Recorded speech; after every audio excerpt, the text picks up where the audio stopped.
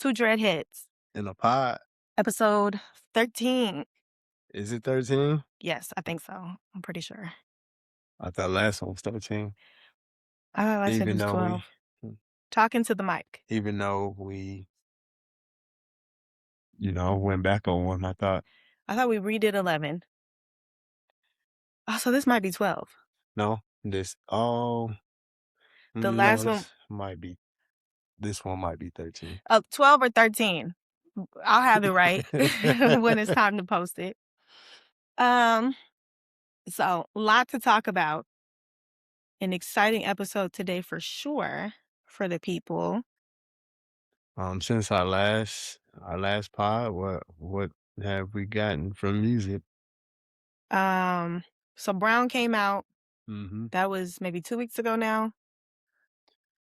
Did we talk about Kaylon? We did talk about Kehlani. We talked about Kehlani when it first came out. Like Okay. we recorded the day that it came out. Oh, yeah. Okay.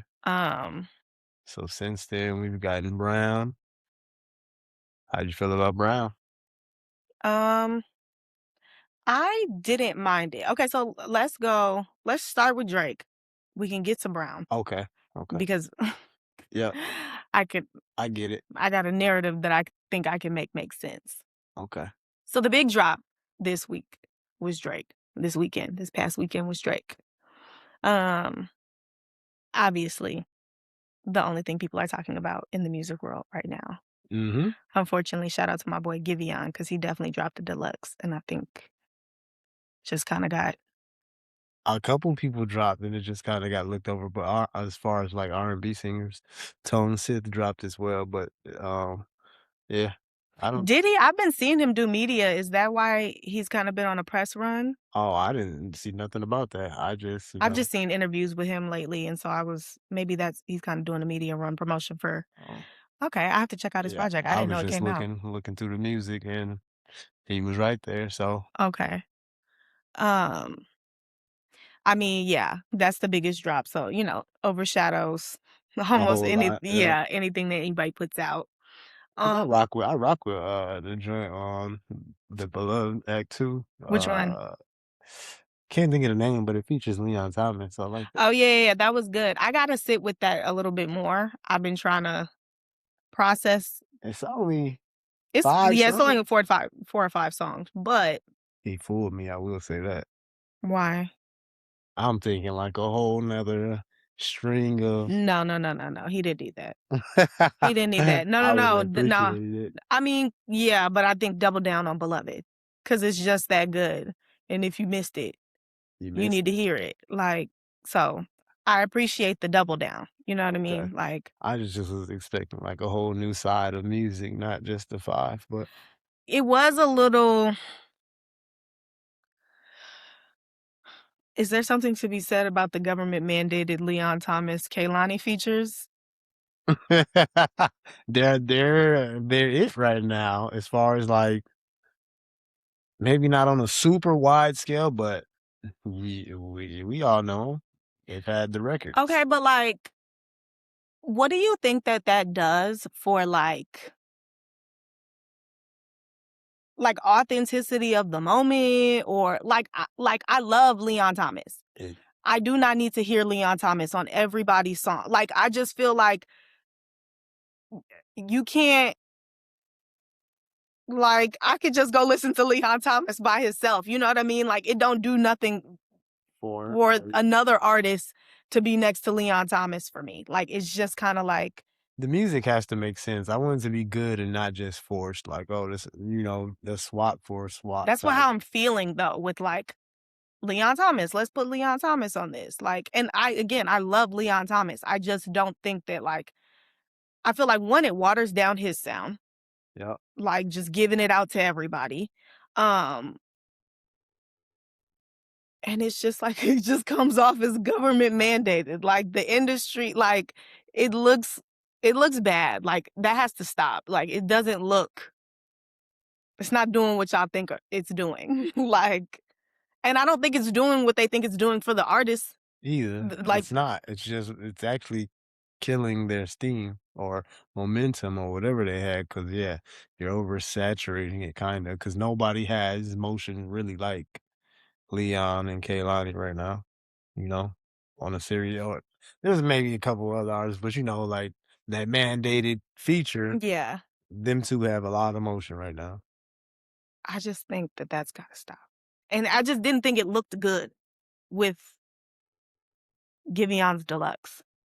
Like, it was like Leon Thomas feature. He had a couple other features on there, like Sasha Keeble, but Kehlani Dang, too, they like, were damn, he did just throw all, like outside of Teddy Swims, I fuck with Teddy Swims.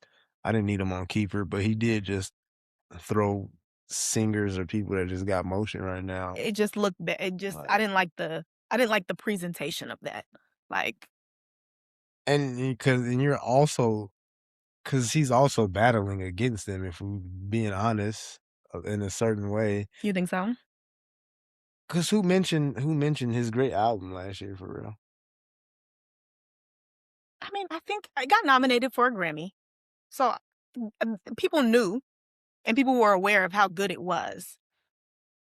Okay, but is he featured like people that he's kinda battling against I attention-wise? didn't love it. I don't know if there's many oh, I don't I forget just I didn't love the presentation of it. I okay. just and then it was all at the top, like, you know what I mean? Like, I think it can look different when it's you place it throughout the album, you know what I mean? Like, there's different ways to do it.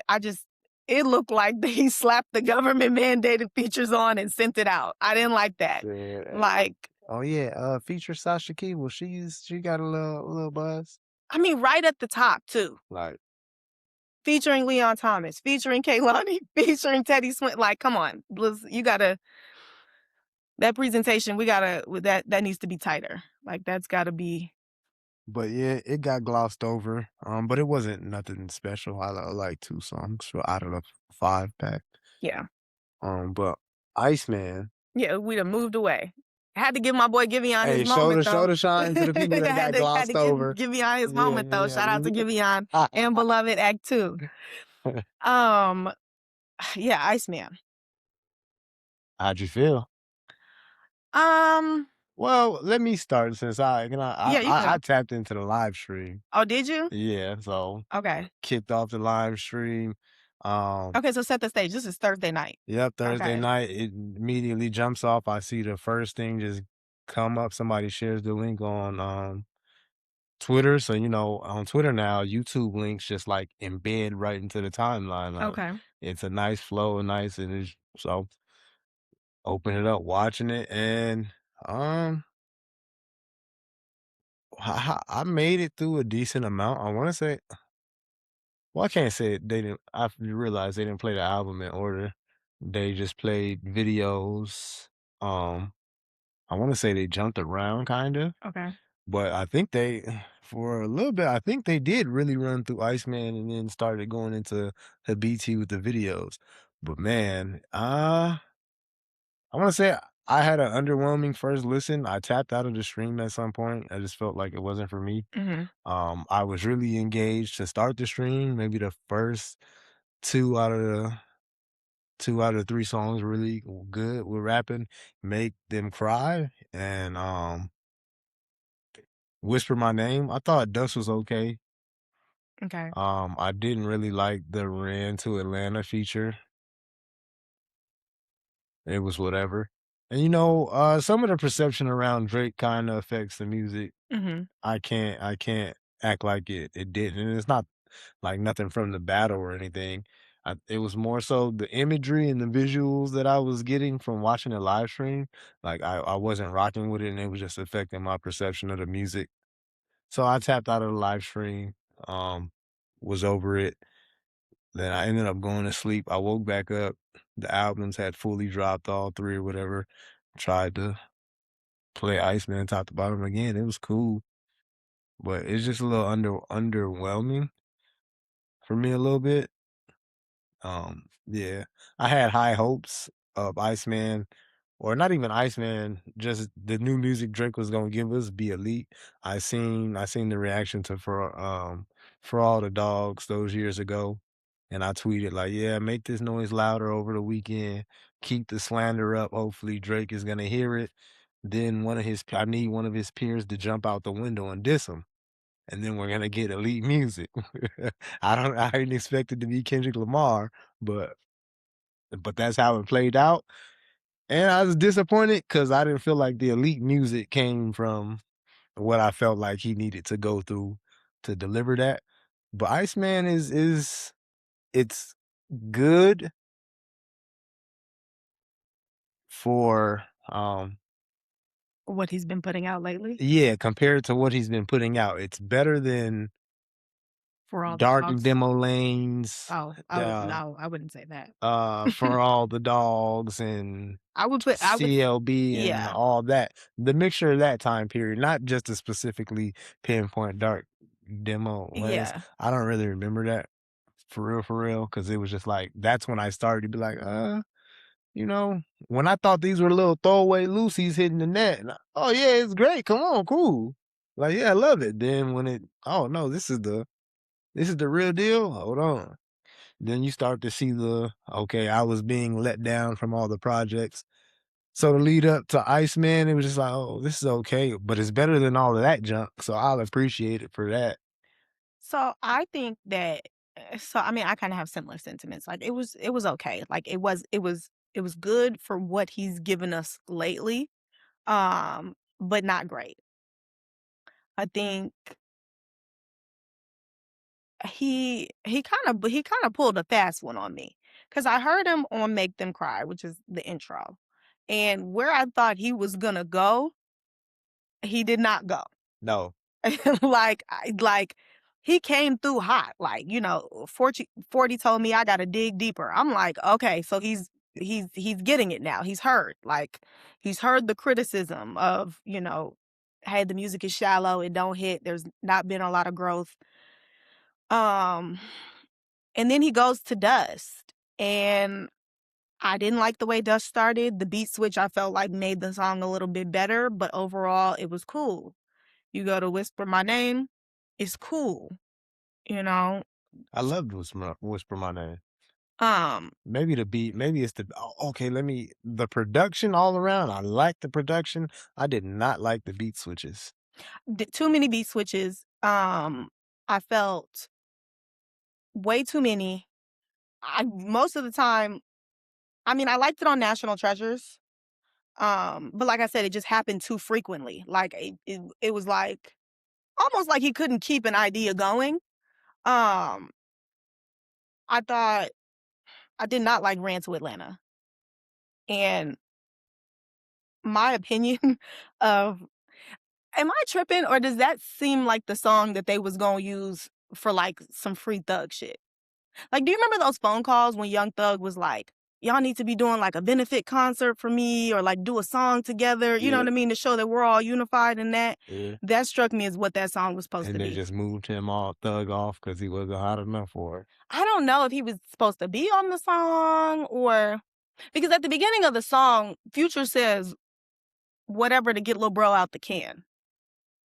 I don't know if you heard that at the Nah, beginning. uh-uh. Yeah, he says something, whatever I gotta do to get Lil Bro out the can, which struck me as like, was this supposed to be the Young Thug, like, free him?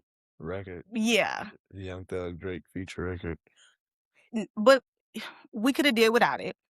It was I mean, I think that might be the worst that I've ever heard Future and Drake together. Like Yeah, that's probably bottom tier. it shows that y'all aren't in in Yeah, lockstep. Like, it was a business move more than anything. I don't we can just dive into that situation, like, at a little like, after we talk about the album, because okay. there's more, yeah, because you have to dive into that. Um, Unpopular opinion. I liked Shebang. Like, People don't like Shabazz? I don't think everybody I liked it. That I mean, that's probably the highlight of the record to me. Like that's probably not maybe not highlight, but I think the strongest like song like that I could actually hear being played somewhere Mhm. is Shebang. You know, they're saying it's Janice "Shut the fuck up," but I didn't like that song. I don't really, and I get into those too. Like, it's certain songs like At first, I thought I liked it the first 3, then I listened to Dust again, and it was just like, I don't know, man. The beat switch on Dust is good, but it just to get there, like, if I have to sit through this first part of the Part song to get to the part that I like, I don't wanna do that. Okay, and see, and then now I could talk about how some of it a lot of it felt like, I don't know, parts from, like, Sexy Songs for You. It was like parts of Sexy Songs for You. Like, "Oh, yo, this 30 seconds on this song from Sexy Songs from You, I like it. It sound like it could be something." And then a beat switch happens. It's like, "Oh, okay." Take you out of Or it. what's the song in this album called? Burning Bridges, Bridges Burn? Mhm. Like, when I go back to, listen to the album or find the songs that I like, replay the song that I thought I liked, it's like, "Oh, where's the damn Where She At song?" I know, you gotta And sit then through. this bridge is burned. It's like, well, I'm not sitting through that first minute or whatever the Yeah, hell it is to get to this 45 seconds of damn, where's she at? Like, no, I'm cool. Like, so yeah, I can't count it as a good song on the project because I'm not going back because of the first part. And then some of the beat switches. I like National Treasures when it was a leak a year and a half ago or whenever it leaked some time ago. right. It had it had Pressa on it, somebody else that Drake messed with, don't mess with no more. And then there was another version that came out where it had 2 Drake verses on it, and then the second verse ain't there no more. So it's Mhm. like, it takes away from the song for me. Like, You didn't okay, like I like the beat switch on there.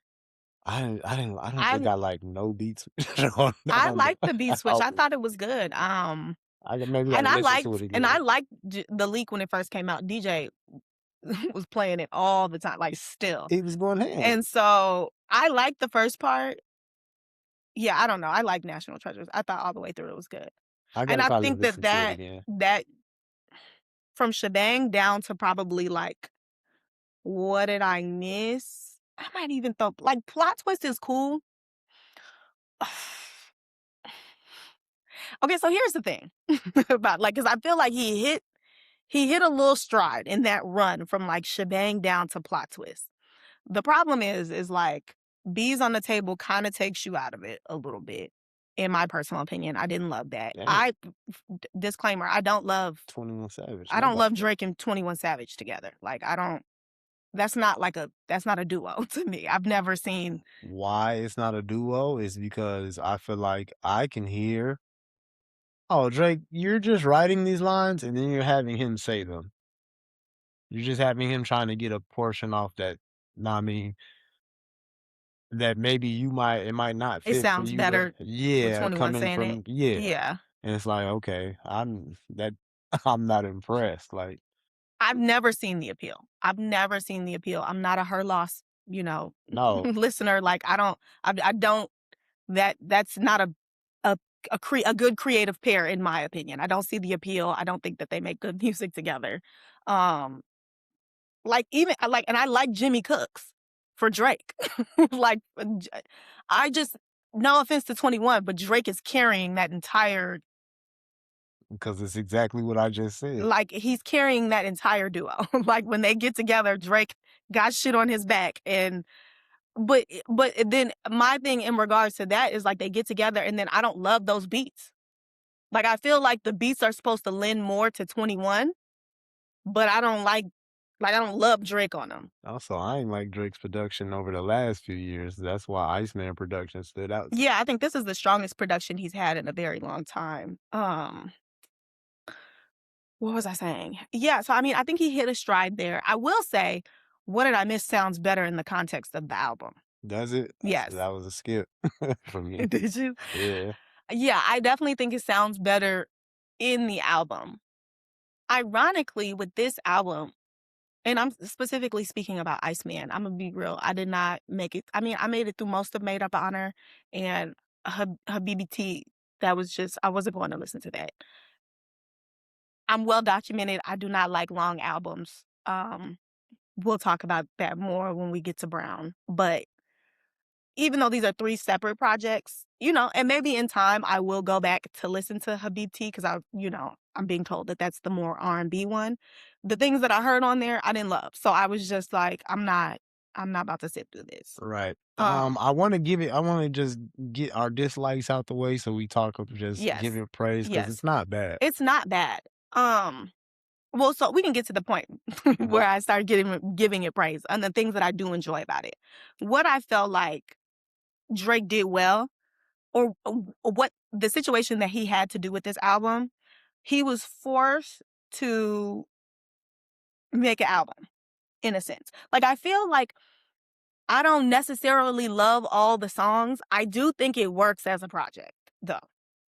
The biggest issue that I have is that there's really not anything for me to go back to because he talks about the beef so much. Because he kind of sounds bitter and a little bit whiny. Like as a listener and as an audience member, it doesn't give me anything to really go back to. I'm not bitter and I don't care about the beef still, so I'm not going back to listen to Drake talk about the beef.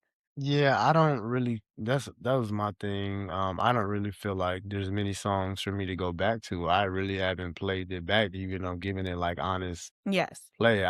Cause I remember when For All the Dogs dropped and I seen the internet just tearing his ass up, and I'm making a status like, "Hey, yo, I feel like Drake went 13 for 13." And then no, I didn't go back to it for a week and a half, and then since then it's just been like that's just what it's been like. Oh, none of these songs are comeback worthy. They're good. You're gonna hear it and be like, "Oh yeah, that's cool."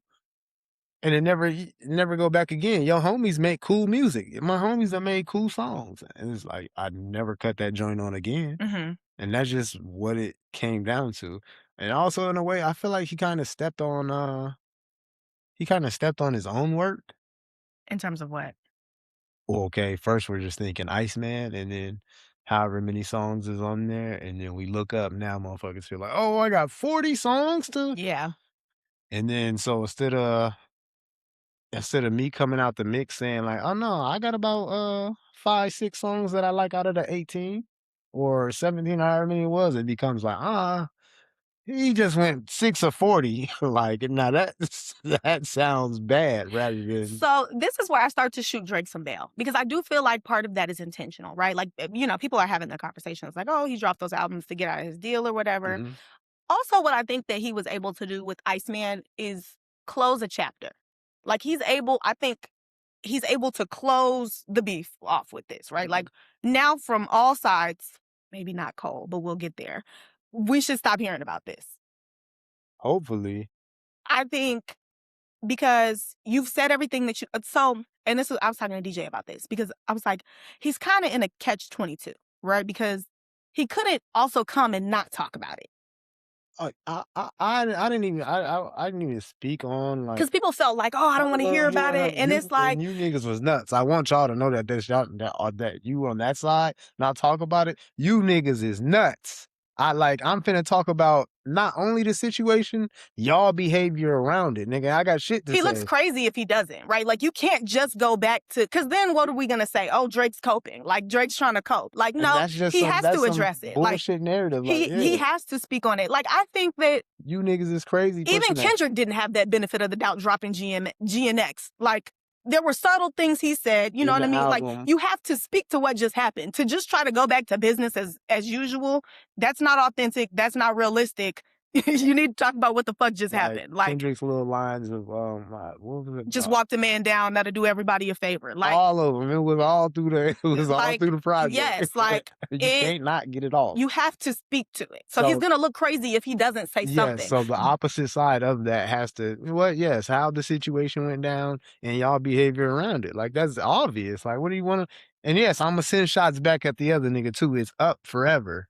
Like, what are y'all talking about? Like, these fake made up rules? Hell no. If I feel like I wanna wake up and slap a nigga that said something to me 2 years ago, guess what? Imma get it off, and then Imma get it off whenever I feel like, "Actually, y'all can't tell me when not to fuck to get it off. Y'all are nuts." Yeah. And I think, but like I said, like he had to, like and that's why I told you, I'm like, he's in a catch 22. Like he has to speak to it because if he doesn't, then, the other side, he's coping and he's trying to act like it didn't happen. Um, and then, there is an argument to be made that he talked about it a little too much. Do I think that he talked about it a little too much? Maybe, sure. But that's the situation that he was put in. It was a catch 22. You can't win, if you don't, damned if you do, damned if you don't. And you would rather get that shit off your chest than not. Absolutely. And I think he should have. Like, I think he had every right to. Like, and again, I think it closes a chapter. Like, and I would rather the chapter be closed. What I didn't love is I don't know, and this is the crazy part about it because one, I think the cover is hard. This cover wasn't for this album, no, Drake. That cover wasn't for this album. I would have loved that cover for the next album. Like, the cover is hard. I'm not gonna act like it's not hard. Do I like you trafficking in Michael Jackson iconography? Absolutely No, the not. fuck we don't.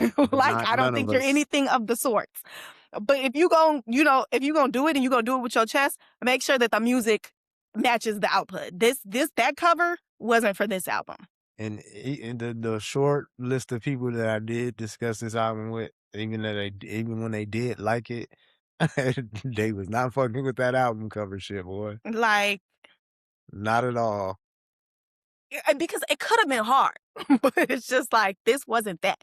Like, if the music matched it, everybody would have a totally different like feeling about it. But because the music didn't match it, it's like that wasn't it. Like, that was part of the miss. Then to go along with, I don't know, man. Maybe people not paying attention to it much as me, but no, I'm not jacking you. Michael Jackson wanted to be white and all them lines like that, and then you come thinking like, no, Well, also it's not hard because we went to the Mr. Brown, the Big Stepper show. Kendrick already did the glove. Like, Dot already did the glove. Now, niggas who didn't go to the show might not have that context, but I forgot about that. like, so it's like, and like, I'm so like, I want y'all to leave Mike out of all of this shit. Like, I want y'all to leave Michael Jackson out of all of this shit. Like, you know what? I let Dot get it off at the live show because, hey, whatever. This your live show. If you feel like, whatever. But it's just like all the bars, and it's like, and then this is just not the time to be doing that. Like, Mike is having a moment like he always does. Like, Drake, you actually reminded us of how much you're not Mike. Like, I'm not trying to be rude, but you reminded us how much of Mike you are not. Like, everybody I heard, we have Michael Jackson fresh in our mind right now. everybody I talked to said the same sentiment. You are not Mike. Like, and these is the Drake. These is niggas calling me to go ham on me over the Drake album dropping. Like, yeah, nigga, we back. But yeah, no, you not Mike. What the fuck with the glove? Like, slow your roll. Like, it was a lot. But I do think what I think he got back to is, first of all, an album. Like, I feel like he knew he had to make an album. And I do feel like Iceman was the best attempt at an album in terms of making a story make sense in the form of an album. And I feel like for me, as a Drake fan, where Drake started to, I don't want to say lose me, but like where my like criticisms of Drake really started to come out was with Views, because I felt Views was way too long. And I mean, I'm just how I feel about the reason I don't like long ass albums is because an album is a movie. An album is a book. An album is an entire piece of work itself. So when niggas just throw a bunch of songs together and put it out and call it an album, that's not an album. I mean, it could be your album, but it's not going to be a good album. And so I feel like when people just put a bunch of songs together and put it out, you're not respecting what an album is actually supposed to be. And then trying to cover it up with playlists, that's cool, but nigga, you don't make your playlist bullshit, do you? When you put them in your phone, it just don't be just bullshit thrown together. Right. It's like, no, these are real good songs that, you know what I mean? Yeah. And so I feel like with this project, Drake was forced to actually have to make an album, right? Because he couldn't throw all of those songs from Habibti and, Maid of Honor on here. It wouldn't have made sense. We would have been like, Drake, what the fuck is this? Like, it would have really been some bullshit. Like, for real. Like, think about it. Like a 40 song, like, we would have been like, you got the dance songs, you got the R&B records, and then you got you addressing like he could have maybe took 2 off of Habibti maybe 1 or 2 off of that Maid of Honor, and Well, so that's in an ideal world, that's what it should be, right? Like in an ideal world, when you're crafting an album, you should be taking the best songs that you have, or the ones that make the most sense in an album context, and putting them all together for a what is the word that I'm looking, digestible piece, right? Like, which Drake has done in the past. Like, I know he knows how to make an album, right? Like, Take Care is an album. What's the one after Take Care? if you're reading this. No, Nothing Was the Same. Oh, wow. Yeah, Nothing Was the Same is an album crafted together, right? Yeah, for I sure. mean, I would even say the same thing for, If You're Reading This, that's like a mixtape or whatever. But um there's intention that has to go into it. And so I feel like in this situation, he was forced to be intentional on Iceman, Yeah. which I do appreciate. Like, Thank you, Kendrick. No, let me get a bush. stop. And I think that, so that's what I enjoyed about it. Like, he had to be concise a little bit. Like, he had to get his shit off, tell the story, tie up the loose end. Um, and I'm actually optimistic going forward, because now I think that, like, Drake wants to be the villain, whether we think he's the villain or not. Um, Drake wants to like enter into his villain era, which is fine. What I heard on here, and like even like with Shebang, like I just felt like there were moments like the second half of Dust and like National Treasures. There were moments where I could hear him trying to get back into form. And like I think that that's what I appreciate the most about Iceman. Like I I now can tell, like I at least now I know Drake knows, nigga, you cannot just phone it in like you've been phoning it in the last couple years. Like, Maybe my initial reaction to Dust. I gotta go back and listen. Maybe my listen, the first part is not worth a damn, but that okay, beat then that's switch, what okay, then that's what yes. it is. I went back to listen. I was like, what the Yeah, no, that what first is part isn't it, but that? that beat switch is Okay. I enjoy it. And see, that's a problem right there. Yeah, I can't even because I tweeted like, "Hey, yo, these first 3 songs is fire and it's good." Like, then on the playback, hell no, skip. And there's not a lot of replay value in this because I don't want to hear about, the beef.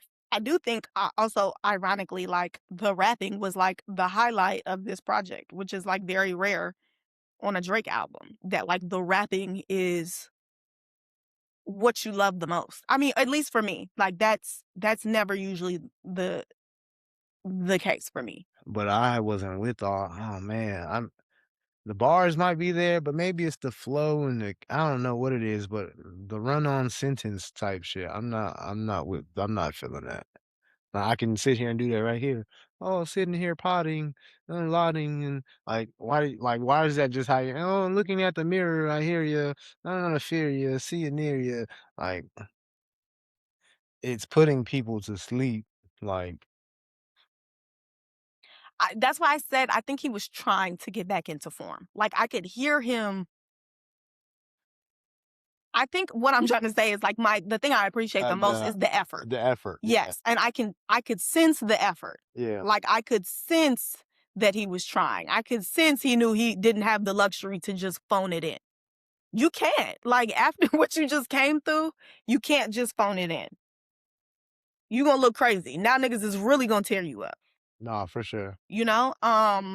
So I think that's the thing that I appreciate And the they're most still about it. trying. It's a lot of mixed reviews on the I'm like, internet. come on, like I just feel like what does it do to kill him at this point?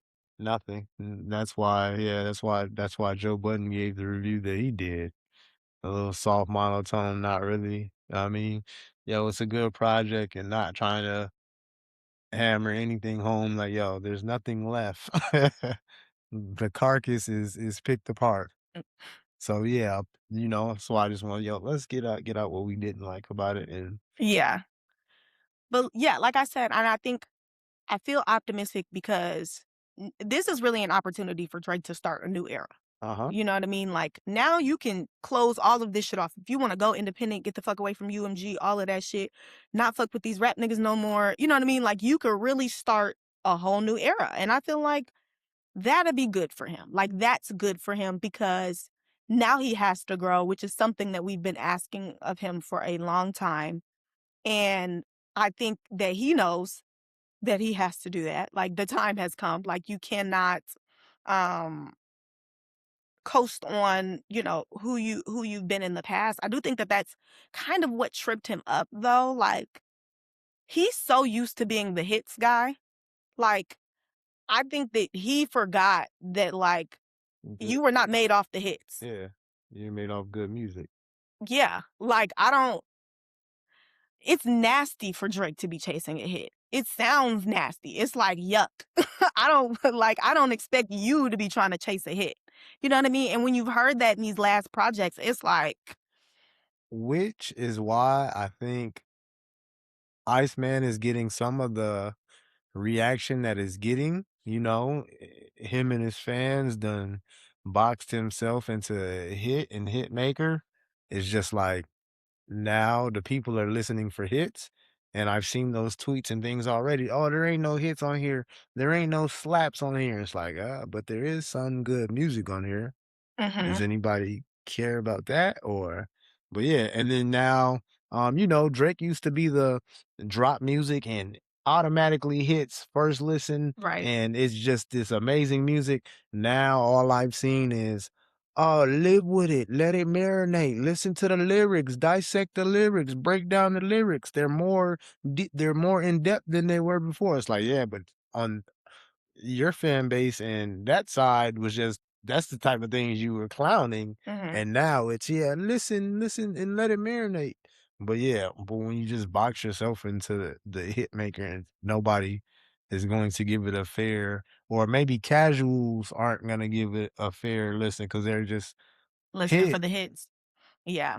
I That's think what you're known for, the hits, and Brown, I feel like Brown kinda got played the same way a little bit on that from that spectrum, like, "Oh, there ain't no hits." Like, "Okay, but what about what about a song like, just the good music that's there?" But I feel like, yeah, that's the reason why Iceman kinda got some of the reaction it did, but yeah, not giving it a fair shot. yeah, I think yeah, like I said, damned if you do, damned if you don't. He was in a very catch-22 situation. I think it's a fine album to tie up, like I said, that era. You never know how music ages, like, in 10 years from now, will we look back on this project and say I think we'll say, like, it closed off a chapter, but, some of the things might hit different, I I Truth and time tell all. I feel like G and X, The Fall Off, Iceman just all together is just closing off a chapter for just all 3 of them, period. I gotta throw Wale in there too. Oh, yeah. I gotta throw Everything Is a Lot in there too. I think It's like a real cementing moment of their coming in with a bang, going out with a bang. you think Going Out? I just think it's, Or like, not starting a going next out, era. but yeah, like Yeah. Like, these guys are what else do they have to give us?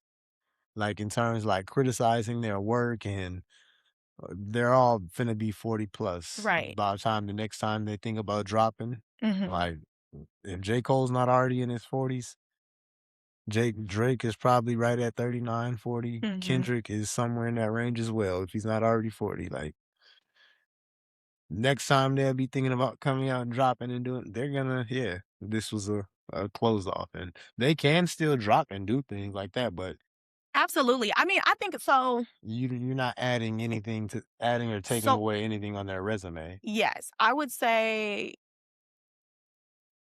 I think in the grand scheme of things, it's going to look like so you think how do I wanna say this? So I think for Wale, Everything Is a Lot probably will start a new chapter for him, right? Like, in terms of the legacy of Wale and, you know, who he is in rap and music and how we revere him. I think it's also another era for Kendrick, like G and X, right? Like, I think Everything Is a Lot G and X, are demonstrating how you can age and grow, as a rapper. I know we always talk about, "Oh, Jay-Z shows us how," he showed us how to, um age in rap. I do think that Kendrick with GNX and Wale with Everything Is a Lot show a different way of like show a different perspective. Like I think with Of Kendrick, them as artists? yeah, I think with Kendrick, he's been so much of the serious guy Mhm. that like G and X is like, no, you can still age and have fun. Yeah, There's still substance, there's still something behind it. But you're not aged out of having fun, right. you know? I think unironically, or maybe ironically, Drake has been the fun guy for so long, and now his task is to like It's become something more yeah. serious. Um Cole, I don't know. Like after hearing Drake on Make Them Remember, or is that Make Them Remember where he's going at Cole a little bit? Make them pay, one of the 2. Yeah, I don't know, Cole. Like that beef was a little bit defining for him too. Unfortunately, I know he tried to get up out of that, but like you That you was a moment. you were involved. I really can't for the life of me, and I don't know these people and I don't know their personal relationships. I cannot piece together why Drake would still be upset at Cole or be upset at Cole at all. I've heard people say, well, Cole kind of like left him out to dry. Like, Yeah. I mean, sure, but left him out to dry in what context, y'all? Because now what? Are Drake and Cole jumping Kendrick? Now we gonna say you niggas is jumping Dot. Like, you know what I mean? Like, and y'all whack for that. Like, would that not have been the narrative? It's Yeah. two of y'all going against one of them, and then Dot is the automatic winner because I gotta fight the two most elite niggas. But You know what I mean? then Like, but I don't know if Doc gets that narrative in his favor when you come out swinging on, like that at 2 niggas, and it just look is that yeah, so I don't think he would have got that narrative. I wouldn't have gave it to him because I cause you really shot at these niggas first. yeah, and I remember just, even after they shot something back, I just remember, like, posting, a Cam Newton meme when he was fighting niggas at the little football game. He had 2 niggas in a headlock, and I'm just like, "Hey, this looks like he got both y'all ass in a headlock." And then J. Cole just went on to do what he did, some days later. Like And this is okay. And I have gone back and forth so many times on like the Cole piece of it. Like, because I'm like, okay, well, he felt like he didn't want to be in it. But like Drake coming after Cole the way he did on Make Them Remember is why you can't let people play with you. And the moment anybody plays with you, you have to slap their ass back. I don't give a fuck if it's your friend or not. Oh, Because now look at Drake, Cole. correct. Talking crazy to you And now because you it looks like it's cool to talk crazy to you. You should have just smacked Kendrick up and been like, "You my man's 100 grand, but don't ever come for me, nigga. yeah, And I'll let y'all have it out, but don't put me in this." Is right, what that should have been. You exactly. can't let nobody play with you if they're your friend or not. It doesn't fucking matter. If 'Cause they it come for you, slap their ass back. and that was my problem with Cole. I can understand that sentiment one time, but not 2 and 3 times. No, nigga, okay, you clearly want a problem, and I gotta give you what you're looking for. But yeah, nigga, hey, fuck with this nigga, not me. Like, and that's all they had to be. You didn't have to get into all the mudslinging that they was doing, but like, you definitely had an obligation to let a nigga know, don't play with me. It don't say my name no more because now people are playing with you. Now Drake thinks it's cool to play with you. Slap you on the back of the head real quick, treat you like a little boy, and I mean, well, Like I that's guess if that's the stance he wanted to take and he I don't comfortable with like it, that shit. I I don't don't either. like it because now It's people this too passive aggressive. yes, like It's now too people play with you. It's not even passive aggressive, it's just too passive. Like, you're get like, yeah, we don't gotta get in the cold, Well, but it was I a feel like I defining do. moment I feel like I do because because now you after it damn plays near out, because you yeah, gotta because now rehash you it. saying that the fall off was your last shit, and so this is how you gonna go out letting niggas play with you. But he also did say he felt re-energized, which is why, like, okay, I did say it's a close off of like their big 3 chapter or whatever you wanna call that, because it's just Kendrick at the top. But whatever you wanna call all of that, yeah, it's a close off for those 3, and yeah, Kendrick does look revitalized, right? Wale does look revitalized to go on another run or push some more. I don't get that feeling for Drake and Kendrick. I mean Drake and Cole. I felt like more energized to like really rap but I don't got the same image like going forward for Cole and Drake as I do see Wale and Kendrick after dropping the 2 projects that they did. It's just a different feeling, but it was like a close off of an era and a start of a new one. Yeah, Yeah, I don't know. I just had to get that Cole shit off my chest because I heard them bars and I'm like, look, this is what happens when you let people play with you. Now everybody gets to fucking play with you. Like, and now you have to make an example out of somebody. So sorry. And it probably needs to be Drake. Like, you probably need to, say something back to his ass. I I ain't trying to mean, instigate, but I'm just saying, like, he's sitting to for Cole to like have not publicly said anything bad about Drake throughout this whole thing and like play and this tried role of to a peacemaker and piece it up and I'm just big neutral up and I love Iceman. everybody and da da da da da da da and the niggas playing with you like come on. All Cole's little media tour for his album was just Drake praise. Like at a certain point, like it's fine to be passive and want your peace and all of that, but don't let people play with you like you some type of fucking goofy.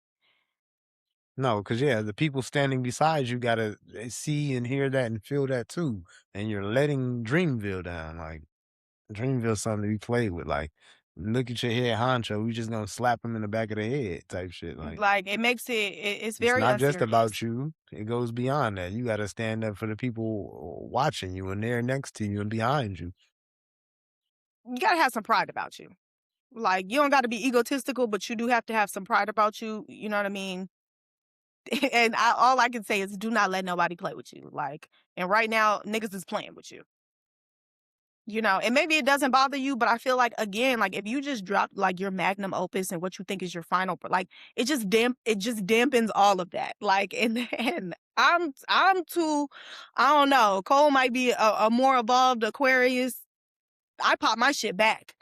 I get on my shit too. I think that's the only Fuck. proper response, and it's levels to the response. Because Drake could have really went in on you, but he didn't. It was like I guess a mild mannered response, maybe. I don't know, but niggas could have did. I don't know. I just felt like he was playing him like a goofy. Like he was playing him like he's a real peon. And I just was That's how they've both been treating him. Oh, good Kendrick, my brother, and boy, we ain't seen you stand next to Kendrick in so long. And then when you go on these interviews, oh yeah, I talk to him. I talk to these guys once or twice a year. Man, you sound even and crazier. like and that's what I feel like be fucking these niggas up. Like and not just these three specifically, but I feel like people in like It's only two of them that get it twisted. Kendrick don't mean for none of that shit. He knows exactly what it is. He's not. well okay, yeah, and that's what I say. Like because I do get that impression from Drake. Like Drake don't really know if these niggas are his friends or not. And it's like I think that y'all need to have Look yourselves in the mirror for like, real. are these niggas your friends? Are you two? Are these your coworkers? Are they your fucking friends? Like we all got jobs. Like we've all worked jobs. Like we know. Listen, is this my coworker or is this my friend? This motherfucker is my coworker. That's not your real friend. Or if that is your real friend, well, okay, obviously Kendrick and fucking Drake are not friends. Like that should have never been being confused between the two of them. Paul, I don't know what makes you think these niggas are your friends. I guess because you've known them for such a long time. Like, 15, 16 years is a long time to know somebody. But just because you know somebody for 15 or 16 years does not make y'all friends. No, It just means I've known you for a long time. I have people on social media that I went to BC with. I was in BT at I think that has to be over 15, 16, 17 years That now. doesn't make us Like, friends. no, we weren't friends and we aren't friends now. I see you and I know you for sure. We went to school. We might even shake up and say what's up. I don't wish no ill harm on you. No, none of that. More power to you. But yeah, if we aren't friends, not even close to it. And then I'm just trying to figure out, Cole, how the hell could you ever get that confused? And the fact that like he has Future on the album and it wants to be Future's friend still after all of this, like it makes you look even crazier, Cole. I'm so sorry. Like Future walked Drake into this whole situation, set him up, and he still wants to be Future's friends, but he got bars for your ass. That's not your Which is friend. crazy. That's not your friend. Like could never be your friend. He want to be Future's friend. You don't got nothing but positive things to say about him always, always, always. But he's giving out bars and he got some for you. Not for the nigga that set him up for this, And he's though. had a few bars for you if we want to be honest, nigga. I feel like a bar at can't no nigga say it's Josh losing sleep over that shit. It ain't me, nigga. Boy, who the fuck? Would I hop right back into it? Would I Nigga, hop right back into it? yeah, because I'm looking They're at you playing now. you Because for a goofy. what's that supposed to mean They're exactly? playing you for a lame, nigga. You need to get some pride about you and let these niggas know who you are. For He, real, because he, now they're playing with you. he's low key been sending shots since I want to feel like family matters. Like even, oh, you know what? You might actually be Mike and I'm Prince. And oh, ain't that your boy? That's your brother Jermaine, right? Like, hey, yo, nigga. I'm gonna look over every time. Niggas be trying to get slick shit off. Like, it's just the way you was saying that. Like, oh, that ain't that your brother, right? That's Jermaine, huh? Like, boy, hey, listen, you not getting this slick shit as me. But I guess Cole just eating it up and they want to drop what's that, Port of Antonio or and Cloud and those songs, like, and it's just nothing but love for Drake. Like, hit the interviews, love for Drake. And then yeah, I niggas mean, maybe he still just really feels like that. I mean, I guess maybe he really, I don't know. I don't. And listen, I can have love for people and still let them know don't fucking play with me. for sure, You gotta have love for yourself. for sure. It's okay to tell your friend don't fucking play with me like that. And it be no beef. You tried me. I'm not going, and I That's still that. love you. But that's that. Don't play with me. Like there is boundaries that you have to draw even with your fucking friends. Do you feel any way about the other bars he had for people? Maybe what do you think about the bars for Jay? He was trying to get he got about 3 of them off maybe. I want to say something about we know how you rocking my nigga the jig is up and I take 500 to K for dinner. I ain't listening to no advice from none of y'all or some shit like that. Did he say that? Hell I yeah. must have missed that. He was trying to get some shit off on Jay. I can't think of the third one, but it's something about y'all was island hopping back then, like alluding to like the Epstein shit, or Mm, you was in them files and now your name's mm. redacted or some shit like that. Like, Did hear that line. I didn't know what that was about. and if that's not one of them, like I said, it's about 3 or 4 You that know, he tried to get off on Jay. yeah, I don't know that relationship there. Like I've always been perplexed about again, like that relationship, but I think that these niggas be confused about these relationships. Like I think that because it's such a non-traditional industry that people really do be confused about if motherfuckers is their friend for real or not. And it's like I think it's just safe to assume that they're not your friends and then you go from there. Like Drake, you've been telling us about fake friends since 2009. And Like no friends in the industry and all assume that that these shit. people are not your friends. I don't care, how many times y'all hang out and what y'all do and all of that and sending people gifts and all. These What people about are not your friends. what about his own admissions of these things in his music? How are these people in the industry supposed to hear these lines and take it? And it's all his music and that director that no nigga, you no friends and just shitting on people in the industry with your bars and how are they supposed to take it? How are they no friends in the industry? How are they supposed to take that? Oh, okay. Are they just supposed to? No, that's still my guy and chummy chum and buddy buddy when he's the one. Saying that y'all aren't friends. Yeah, I don't know. Like, So when they see you getting your head kicked in and they clear out for the ISO, why are you mad? Why are you? Why do you I have think bars for? Why do you have bars for? This. So this is how you feel about DJ Khaled. You just see this shit in Palestine has been going on for years or that was whatever, crazy. and you're just watching Khaled not say nothing, but then Khaled, you didn't say nothing for me and speak up for me, but whole time you thinking like, damn, this nigga ain't speaking up for Palestine But and shit. like, what does Like that look like? Like, I also don't understand, like, him being like mad at people for staying silent. Like Drake. the two best players. Kendrick was knocking niggas' heads the fuck off. I'm not saying nothing for you.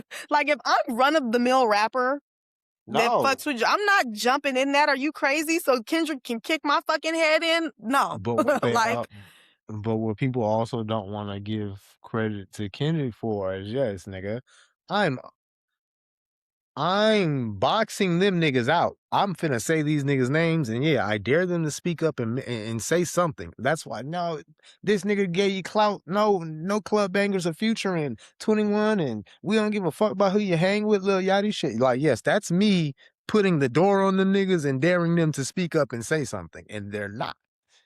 Now you looking like, damn, where my people at, nigga? I don't want no parts of that. Like he strategically did that. That It was wasn't on nasty. accident. It was nasty. It was bad, and, like, I was not expecting nobody who was not involved to get involved on behalf of Drake. No, not at all. I didn't expect nobody. I'm sorry, I didn't expect nobody. I knew. What do you want me to say? And a matter of fact, Like, for and a real, matter what of do you fact, want me to say? Kendrick, stop talking about Drake? That looks crazy. That looks crazy. and a matter of fact, I ain't gonna lie. I did expect Nicki to just get something off on social media in his defense, and that was about it. I I ain't gonna mean, lie. yeah, I mean, the people that you should expect that from are Wayne and Nicki. If you were really Like, expecting it from two well, yeah. rappers to come in and help you, then Wayne and Nicki are supposed to be your backup. Where Like, was the Young Money niggas? Nobody said nothing for you, Drake. Literally nobody. You can't single people out because yeah, and which led to the conversation of um how Drake is doing people in the industry behind closed doors and things like that. Because yeah, I think people did question, hey, why is nobody speaking up for Drake? Like,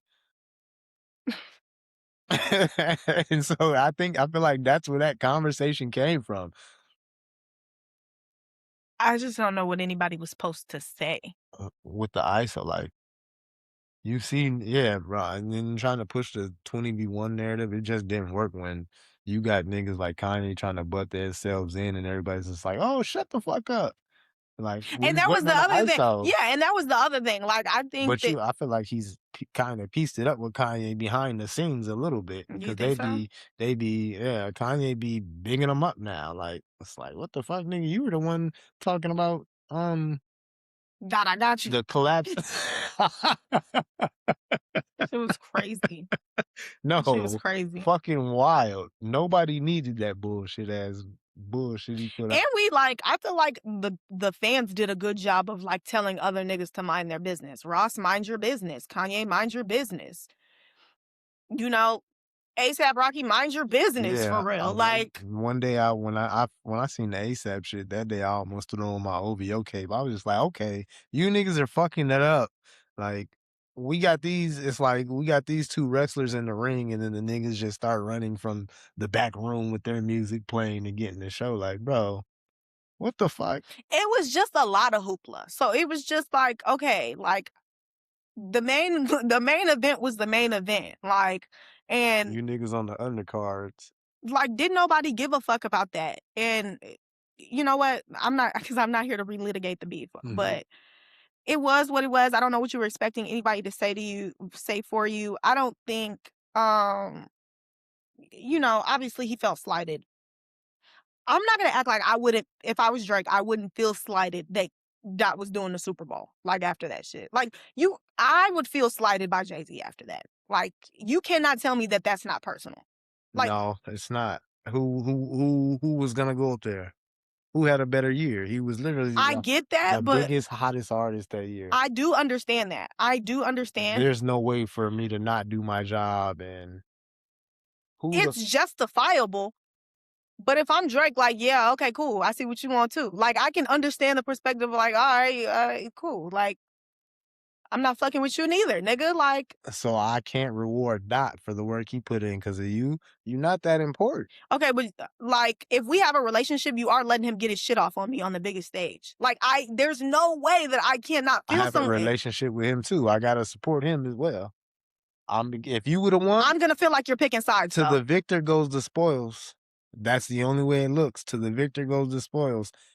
How America's done some probably bogus shit and then paint this picture as, oh, we're America and we just did some things fine and dandy alone. And then the real is, well, they won the war, but how they won the war, they were doing nasty, dirty shit and X, Y, and Z and X, Y, and Z. But hey, listen, I won. I get to tell the story. I get to say how it went down, not the losers.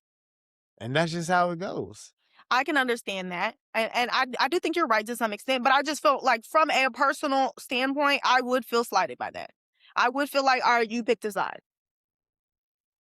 No, And but you know the the mode that people you know Drake, like he's petty, you know the mode he's in. Like he's just like, all right, and then you on that side too. You know what I mean? Like he mad at everybody. He mad at yeah. LeBron. He mad at Jay-Z. He's mad at the B tier rappers. He's mad at the fans. Nigga called me a fake fan. I'm like, damn, I'm a fake fan.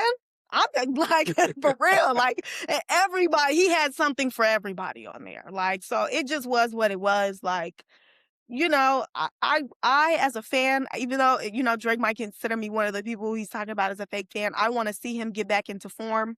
But Drake, we also can't lie for you and not hold you accountable for the role that you play. Like, And in his perspective, he's supposed to get away with it all.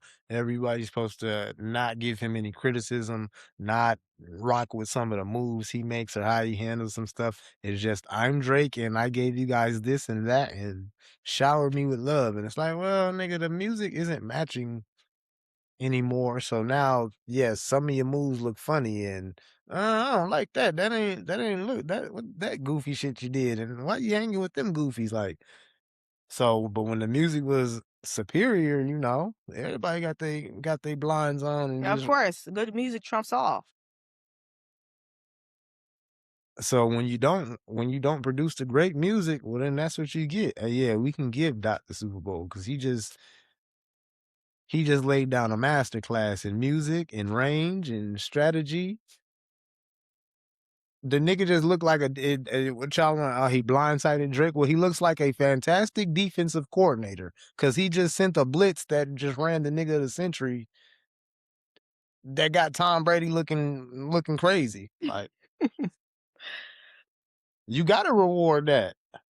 I mean, I do see that. I do see that perspective, and you are right. To the victor goes the spoils. I can just also understand a Drake, he's feeling very alone. Okay, he's feeling very alone. And so it's just like it also sucks. It would suck from people who you feel like would be on your side or at least not pick a side. But I can understand him feeling like a side was picked with Kendrick getting the Super Bowl. I can understand that perspective. I'm not saying it's right, but I could see it from that point of view. And then in Especially this when you do feel back up against the wall, like, you know what I mean? Like, and then in that perspective, in an alternate reality, then you gotta say the same thing the other way. Like in an alternate reality, let's say Drake wins, and I don't know, you don't reward Drake, and it's like, oh yeah, because Kendrick over there, and it's like you would be mad either way. You ain't give me, nigga, you doing this, you control the Super Bowl, you seen what I did, and you didn't give me, like, yeah, you would be, he wouldn't be satisfied no other way. But I'm not gonna act like I can't understand a nigga that's like, damn, what the fuck, you just gave him, you gonna give him that to do that, like. This is the hottest nigga on the planet right now. I'm making this is a business move on top of like it just is what it is. I mean, but I I'm not gonna give Kendrick the platform to do that to Drake. Well then you hating on you hating on Kendrick then. Like he won. I I mean, that's fair. I think people have a problem with Kendrick winning.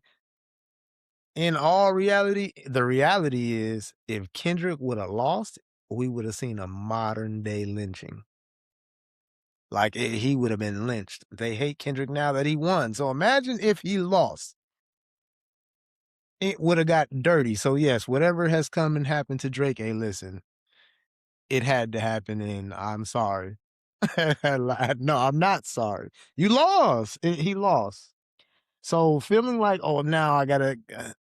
I see how you rocking my nigga. The jig is up. Like you gonna regret those lines. I'm gonna let you know that now. You gonna regret that. Yeah, I don't know. I don't know if I would have. After how he did a nigga I'd have just on left it. a I'd have just left it what it was. You know what I mean? Like it would have just been like, okay, cool. after how he did a motherfucker on the nigga we made it beat, like, yeah, you should have never ever thought to send bars back at Jay ever again. But yeah, the shots on there at Jay was wild to me, but I don't got no problem with him getting this shit off on folks. I mean, yeah, like he feels the way he feels. He's allowed to feel the way he feels. He's in the position that he's in. Like it just is what it is. Um, you want to wrap this up? I think we done Icemaned it out. Like I don't know if there's much else to say. We won't, yeah, Okay, okay. I'm sorry. I'm so sorry. And this is one last I know I said we was Okay, done. no, we Let still got me more to dive okay, cause into. Cause yeah, what there is about a the lot land here. to Atlanta portion? This is so well, I was gonna say on beef. I don't know why Drake keeps bringing up the botting of the streams. The you losing the battle has nothing to do with streams being botted. You can't The like two are not related. at The two all. are not. You did not lose the battle because Kendrick had more streams. Stop trying to make those two things connect because they don't. They don't have nothing to do with each other. I always question why nobody said anything about bots when Euphoria had everybody on tilt. Did it not? It I, literally was being played on inside the NBA on everywhere. TNT. Like Not like us and Euphoria for the debut of #1 on Billboard. They battled each other. So why did the botting claim start coming with not like us and not Euphoria? I just don't understand what that has to do with the price of tea in China. What the streams were botted. What does that have to do with it? Okay. And a matter of fact, I think Drake's "Make Them Cry" is a good example of how the streams or the bots had nothing the marginal bot yeah, had nothing to do with nothing because "Make Them Cry," I guess, just had the single highest debut for a song, rap song or whatever, ever, and it passed Not Like Us for, like, by 1,000,000. Not Like Us was culturally impactful the minute it dropped, and if you ask somebody about "Make Them Cry," it's not even comparable. There's no cultural impact or nothing about it. Right. And no person ever is gonna tell you, "Well, oh, the first day it was out, it had 13.2 million streams." Nobody knows that besides me. Like, I just didn't get it. I didn't get why I don't get why he keeps bringing up the streams. Like it just is not relevant to the conversation. Those streams are not why you lost the battle, friend. especially when he's one of the people that look like That's not that it does not have anything to do with anything. And like this is another reason I can't wait till we move out of the streaming era because it's just like the word streaming makes me want to fucking like yes. blow my brains out at this point. Like I don't know why he kept bringing up the streams. Like 100 million streams disappear and nobody got questions for niggas. Like, what does that have to do with the battle? You did not lose that battle because of the number of streams. Like, and that shows me like it shows me a lot about you. Like, And cause the you thought like again, like he has just hung his hat on the hits and I'm the biggest and the most and this and that. And it's like, yeah, nigga, this was a context in which none of that shit mattered. This was about bars. This was about music. This was about strategy. This was about culture. but, him and his fan base, they live on that same plane. I think I think some of his fan base, if he wasn't the guy with the numbers, some of his fan base would move on to the next guy with the numbers. Like there's some validation in the numbers and not the music. Just to say I got these numbers and #1. So, you know, he thinks, oh, they seen the numbers, so they like not like us. And it's like, nigga, nobody gives a fuck about those numbers. Like we with normal people don't know those numbers. No. And we don't care. Like, oh, 100 million streams was lost. That was my first time hearing that. Like, I didn't hear that claim ever. Like, who the fuck said 100 million streams just disappeared? Like, it's only you and your friends that like that shit and pay attention. Like, to you, or did you just make that up?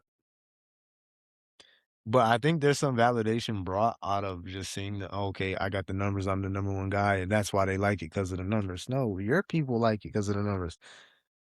Nobody, nobody that cares about the music and the culture is Gives a fuck about the numbers. Like, we can only go off the music. We're only going off the music. And like I feel like again, like I told you, like him making he has he has internalized being the hit guy. He has internalized being the biggest. This was like, like do you remember you asked me a question like was I forgot exactly what you had said, but you were like, did Mike have the numbers because he was the greatest or was he the greatest because he had the numbers? And I'm like, he had the numbers because he was the greatest. Like, that's how that works. Like, and I just feel like Drake has gotten lost in that. Like, he's so obsessed with being the biggest and my numbers, and I do more, and they don't know you in these markets. And I'm just like, Drake, Babe, we don't care. Like, we don't care. Like, that doesn't do anything for us, and it doesn't do anything for you. Man, Why do they gas me up? Where does it go? in my head, exactly. Like, Nigga, Wayne did 1,000,000 first week. You know what that did for me? The biggest Wayne fan on the planet? Not a fucking thing. Not a goddamn thing. I think He coulda went triple plastic, and if he was rapping like he was rapping in that time period, I'm right there championing it, telling everybody, "Hey, yo, this is what's hot. This is the hottest shit out." He going crazy. Not, "Oh, Wayne the hottest and the best, cause nigga, he did 1,000,000." Like, like, I don't know. Yeah. Where do you wanna go? You wanna stay here? You were saying I something about ran to ran Atlanta. to Atlanta. Is Future the gatekeeper? Atlanta? Shit of music. They said I seen a tweet that was like, "Yeah, through all of this, Future has come away with a #1 with Kendrick, 3 records with J. Cole, and another #1 with Drake." And I'm just like, "Oh yeah, that nigga sounds like YouTube. He All sounds roads lead back to Future? he sounds like YouTube." Oh yeah, hey listen, for the accent, like you pay me to sponsor your ad on my shit so the consumers see it. Yeah. And then you niggas over there, y'all pay me so y'all don't see this shit. So yeah, you not paying me, they not gonna see it. So yeah, we all gotta get in with Future. We all gotta bow down to Future because through Future, it's gonna touch and see everybody else. Well, so So is he like is he a stream broker? Like an attention broker? I mean, Future is definitely a like, it's hard to explain Future's impact, which, we were gonna talk about New York Times and Popcast, and I was gonna get my shit off on them for that dumbass list that they made about the greatest songwriters. Okay. Long story short, they were litigating Future versus Young Thug, and they chose Young Thug, and that's when I knew you niggas didn't know anything about what the fuck you were talking about.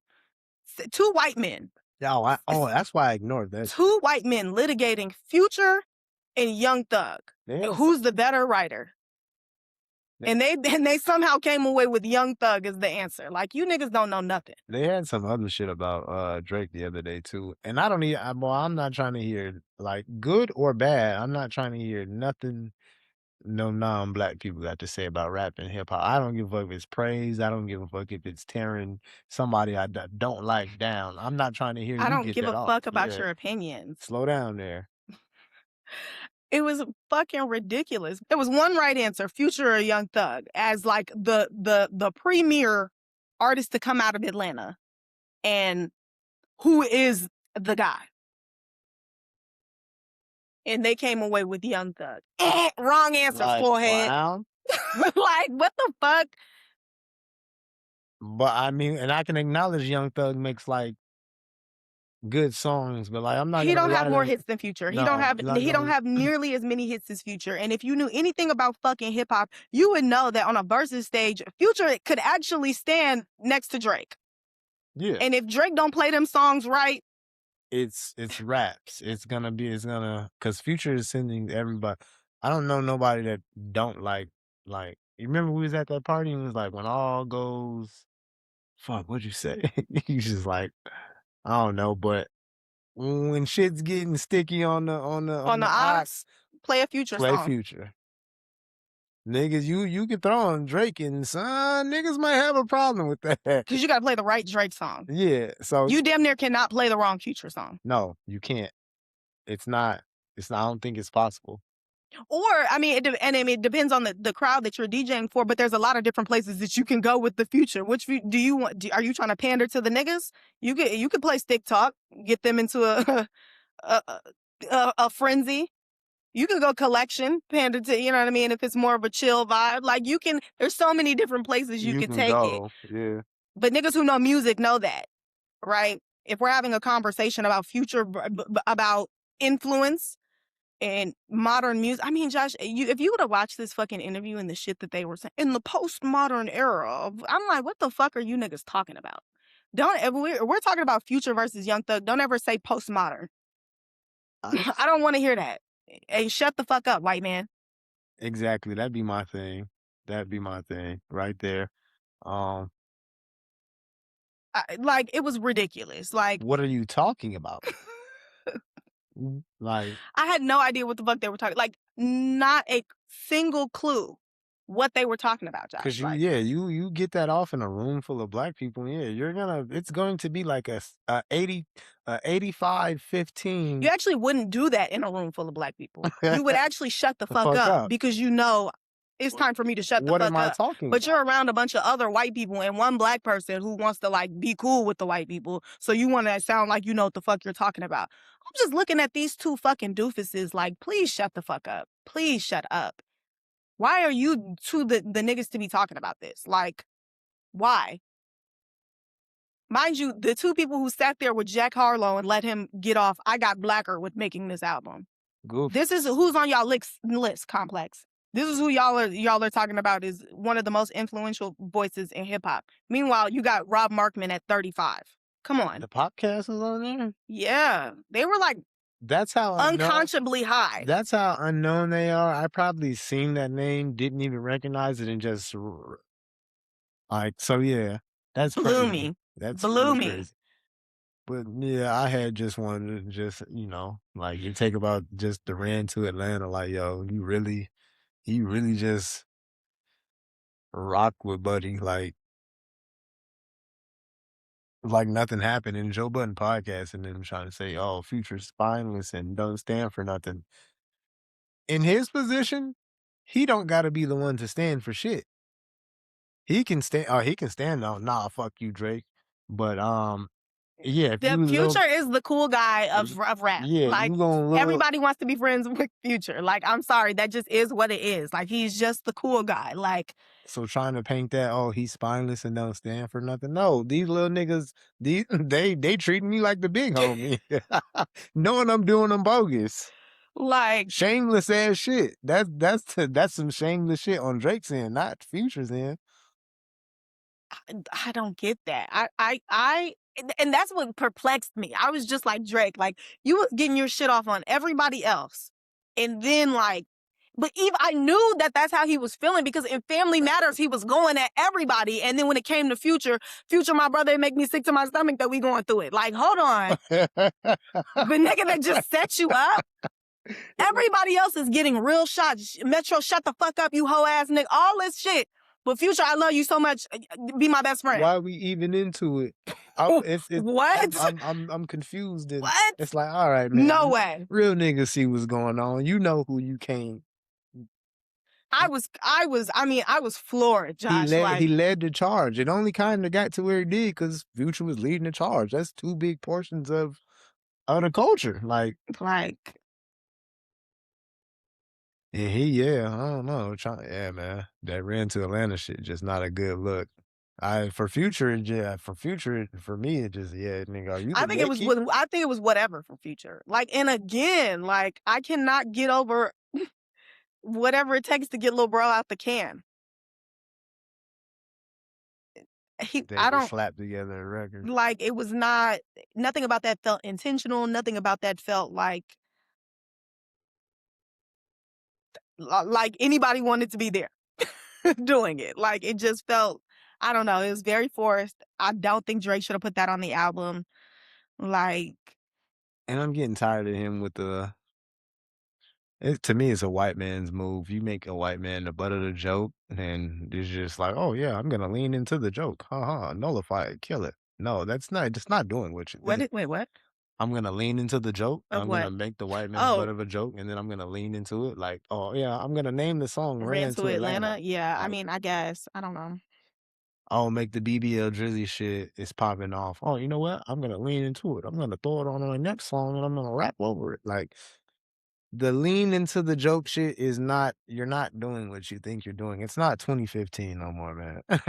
We've seen the white man tricks. That's what every white man does. I'm honest. I'm being honest. You make a white man the butt of the joke, the first thing he's gonna do is lean into it. So Try to take the like whatever off of it. Yeah. that move is played out. Drake, you've ran that multiple times, bro. That's why I said, like, damn. So what do you think I seen? Like, okay, this is just a simple move that they always do.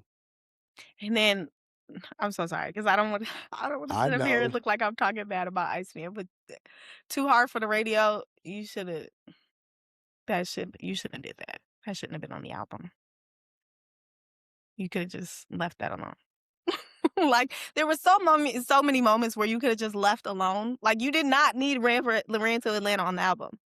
You did not need Too Hard for the Radio. Coulda just left that both of those. Like, anything, like, I if you woulda referenced the beef in bars, okay, but, like, song titles or, like, genre, like, you tried to get on the West Coast shit, it was just like and that kinda struck me as, like, he probably was gonna do that. Like, the second half of Too Hard for the Radio made me feel like he wanted to drop that as a response to Not Like Us. But that would've been crazy. That would've been nuts, and it was cooked at that point, like, I know, but some of the shit, them going at it sometimes be funny. When you lean back from it a little bit, it do be funny. Like when you hop on that beat, and it's like, I'm gonna show you how to do it, little boy. He was grooving. It was just like, hey, yo, it's just funny. Like then it was, like, crazy. I don't know. they been going ham on each other. See, I don't even wanna think of it because all that shit, It's it just really funny at just this make point. it It's really just start making you hilarious. laugh, like, That's what I told DJ, like, after the first listen, I was like, I was entertained for sure. Like, it was entertaining. Like, it's just the drama of the big 3, very entertaining. All of it. the commentaries of the week or You think the commentary I mean, I don't know. Like, and I don't think I enjoy some of the commentary, but I think it's all entertaining, right? And the people wanna be entertained.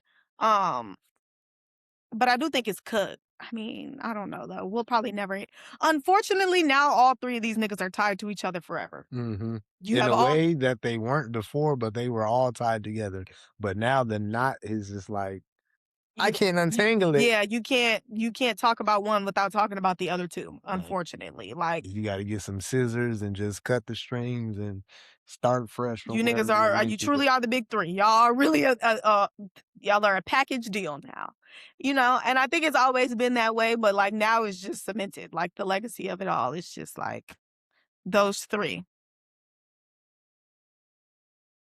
Well, on to the Brown album, the Uh, R&B album. Oh, yeah, you know, so right off the backs of Drake onto Chris Brown, I feel like, and it's to a certain degree, they kind of navigate the same lane a little bit of just like being that nigga and great music.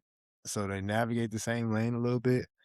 Um, and they kind of both got the same claims around them in their music. No growth, same sounding, make the same song over and over and things like that. So I think this was I don't know, Chris Brown for some reason had more eyes on him than Pat or his album had more eyes than past yeah, drops that was for some interesting. reason. That was that struck me as weird. I think a lot of that comes from the year that he just had, right? Like, I we think the past couple. well, so maybe the past couple, but I'm thinking specifically of last year. Like, I think we had this conversation on here. Like, I think it was just undeniable that he was the biggest R&B star last year. Um, I mean, you could throw Leon Thomas in there, but, you know, it's so early in Leon's ascent.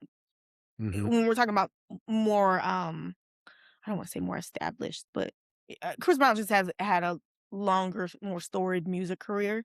Um, and he's just I mean, he's just the biggest star. And so the year that he had last year, because I think him doing stadiums really proved something. Whether, you know, people wanna admit that or not, Yep. like, to be a stadium act says everything about who you are as an artist. And the star power that you have and the reach that you have to be able to do stadiums, and he did stadiums by himself. Easily. And then he went worldwide with it. So, I think that alone made a statement about who he is, and I think that the people who don't like Chris Brown did not like that. Like, he had you know what I mean? He had It Depends, like, he had a TikTok hit, like, you're doing stadiums, like, Mind you, the album before this, Breezy, or no, sorry, Breezy wasn't the album. 11/11. Well, so this would have been the tour for 11/11, would it not? No. This last tour that he did? It wouldn't have been. No, that was just me rocking it. So that's when I was telling Oh, you okay. about him having the hottest tours of the past couple years. The one before the stadium tour was for 11/11, and that had momentum, and that was the one where the celebrities were getting cussed out, and folks was mad at because I they. thought that was the stadium one that he just did. Nah, he did. That's what I'm saying. He did one before that for 11/11. I thought people were mad at celebrities showing up to the stadium one. That too, but they were showing up to the 11/11 when Summer Walker was getting. I remember Summer Walker was getting Summer killed was just on the stadium one, Josh. I think you have this messed up. Summer just did stadiums with Chris with Brown. him, Yeah, and she was at the show that he was on before that, and she showed up there. And she was people were showing up to the 11/11 one and getting killed, and then but 11/11 did well. Um, got the Grammy nominated or whatever. Then he went off to do those shows in 11/11 Johannesburg. was not Grammy nominated. Yes, it was. He won Grammys for that. Brother, I think you have this wrong. No, Pull out your phone. I think you have this wrong. Breezy is where he won R&B Album of the Year. no, Yes. no. And I was pissed about it. Yes. Yes. That's where he won Album of the Year. Well, he's been on a run for quite a He while. has been on a run. Let me just make my point. So I think it starts there because he wins Album of the Year for Breezy. Breezy was a good album. I just think the summer should have won for Still Over It. He does 11/11 from my understanding of this. Then he does this stadium tour. The stadium tour that he did last year had the Chris Brown haters upset. They were pissed, okay? Because one, this nigga's doing stadiums and a lot of your faves are showing up, right? So they're mad. I think that the backlash that he's receiving from this album is because of the year that he had last year. This nigga did stadiums. He has a TikTok hit. And it looks like he's back in the mainstream. Like, from a certain vantage point. There are people who are taking that perspective. It's clear because Pitchfork, when is the last time you reviewed a Chris Brown album? Thank you. Fame. Anthony Fantano, when is the last time you reviewed a Chris Brown album? And not only have y'all not reviewed this nigga's albums in God knows how long, but you come to just shit on it. A 1.5? Why? Why? Hold on. Yeah, we don't want to get into get into them and their ratings and scores yet. 'Cause we just talk about. Well, I'm just saying though, I feel like all of this is just backlash about the year that he had last year. He's been on a run for a while, but yeah, it was 11/11 that won Grammy for Best R&B Album. But I'm gonna look up Breezy and see if How? Because I thought, no, that can't be the case. this got 11/11 has residuals on it. Okay, And but call. Leon Thomas won last year. Well, I mean, Unless this is like, when did 11/11 come out? 2024? yeah, came Okay, so I feel like I'm skipping a year. and then I'm missing a year in this context. That's probably so it goes Breezy, and then that's 2022, 1, 2022, 3, 3. or something like that. And then 2024 is 11/11. I guess. So I say all of this to say niggas are mad about the year that he had last year.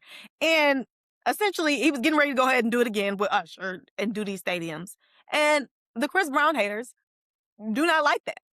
And so now it's essentially like, let's shit on Chris Brown. But it's like, what does this do for anybody? Like, nothing. it's pointless. Like, I was very confused because I texted you like, oh my God, a Chris Brown album I could actually listen to. Like, I didn't think that this was so bad that niggas needed to rate it 1.5 and all of, like, I was confused because I was like, I like some songs on here. Like, this is an album that I've made it through. I don't know when the last time, the last Chris Brown album I made it through, I think was Breezy.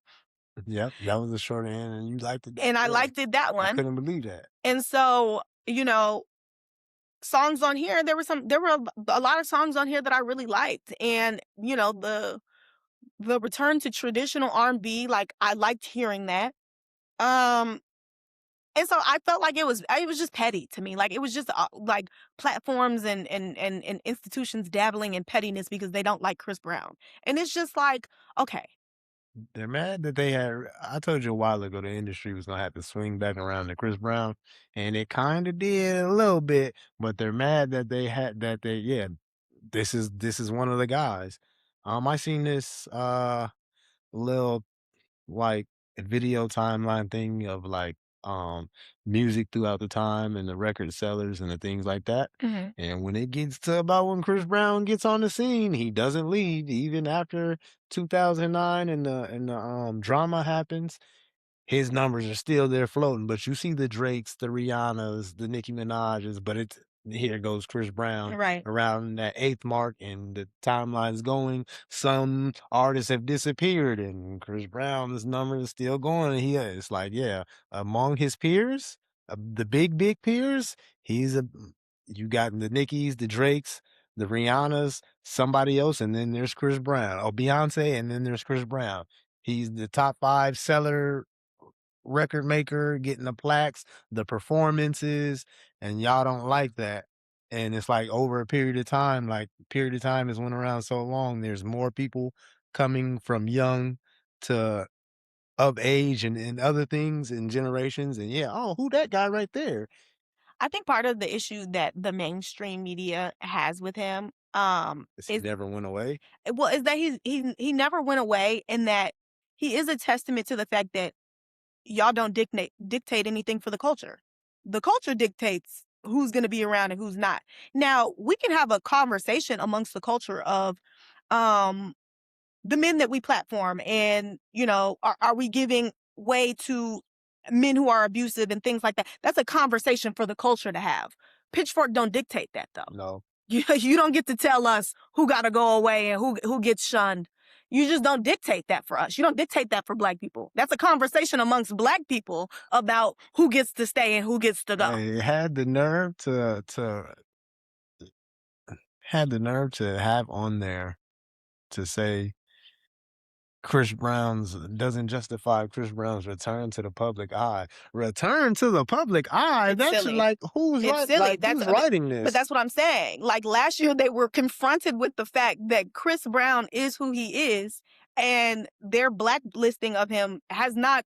I mean, What? has it affected his career? Sure, but ultimately, he has a core fan base. Like, I'm so sorry, Chris Brown has been doing this for 20 years. Like, a lot of us grew up listening to Chris Brown. It's nothing. The time just doesn't go away. Like I'm sorry. Like they're Oh, just and like I said, good music trumps all. Like the guys, I loved Fame. I don't know what you. I was in eighth grade listening to Fame. I can't. I can't. I can't take away that is already a time period that has happened in my life. I love the Chris Brown self-titled album. Like I can't just get rid of all of that because you institution don't like him. Pitchfork don't like him. New York Times don't like it. I can't care about none of that. And that doesn't do anything for me. Now, again, like I said, if we want to have a conversation amongst the culture about how men are rewarded for bad behavior and things like that and the implicate, we can have that conversation. But that is a conversation to be had amongst black people. That is not for outside institutions to try to dictate and blackball one of our artists. Simple. Hey, well, we just talk about the Brown album after that, cause yeah, the hate's not stopping nothing. He's been on a run. I feel like since No Guidance dropping, the, album Indigo since that time frame, he's just been on an undeniable run, and there's just no denying it. From the music, um, I just name the hit singles, I feel like, off the top of my head that people would know along with, like, Heat, No Guidance, going into pandemic time, I wanna say Go Crazy and, Undecided, where, this is a joint project with Young Thug, and then following up that, like he had a song in 2022, he had a song from 2018 blow up and just, take things by storm kinda. What's that damn song? Baby, you care, I know you care. I don't know that one. I mean, I probably know it, but I can't I think of let it. me get the title of the song, but it's an old song and it blew up. It's fuck. But either way, that and multiple songs. He's had multiple of them running up the radio, on replay, just whatever. And I don't think, yeah, like you said, people didn't like that. Like, I I think, like I said, last year was just it was undeniable. Like you could not deny like his singing star on power, stadium who he tours. is. You know, like the nigga sells out stadiums. You cannot pretend like a stadium artist is not a stadium artist. You know, because your ass couldn't get downtown that day. When he was in your city that day, you could not get downtown. Like it was traffic out you know, like so. I think people didn't like that. And then it was just weird to me, like, even from people who like Chris Brown, like the criticism of this album, like being like, oh, this is more of the same and da da da da da. Yeah, And they didn't even like it. that's where I get irritated because I'm like, okay, but when I was saying this shit and that the albums are too long and all of this, like, y'all tried to group me in as a Chris Brown hater when I was just like, no, like, I don't like long ass albums. I can't make it through this. No, I and need that something more concise. and Like, that's valid criticism too for sure.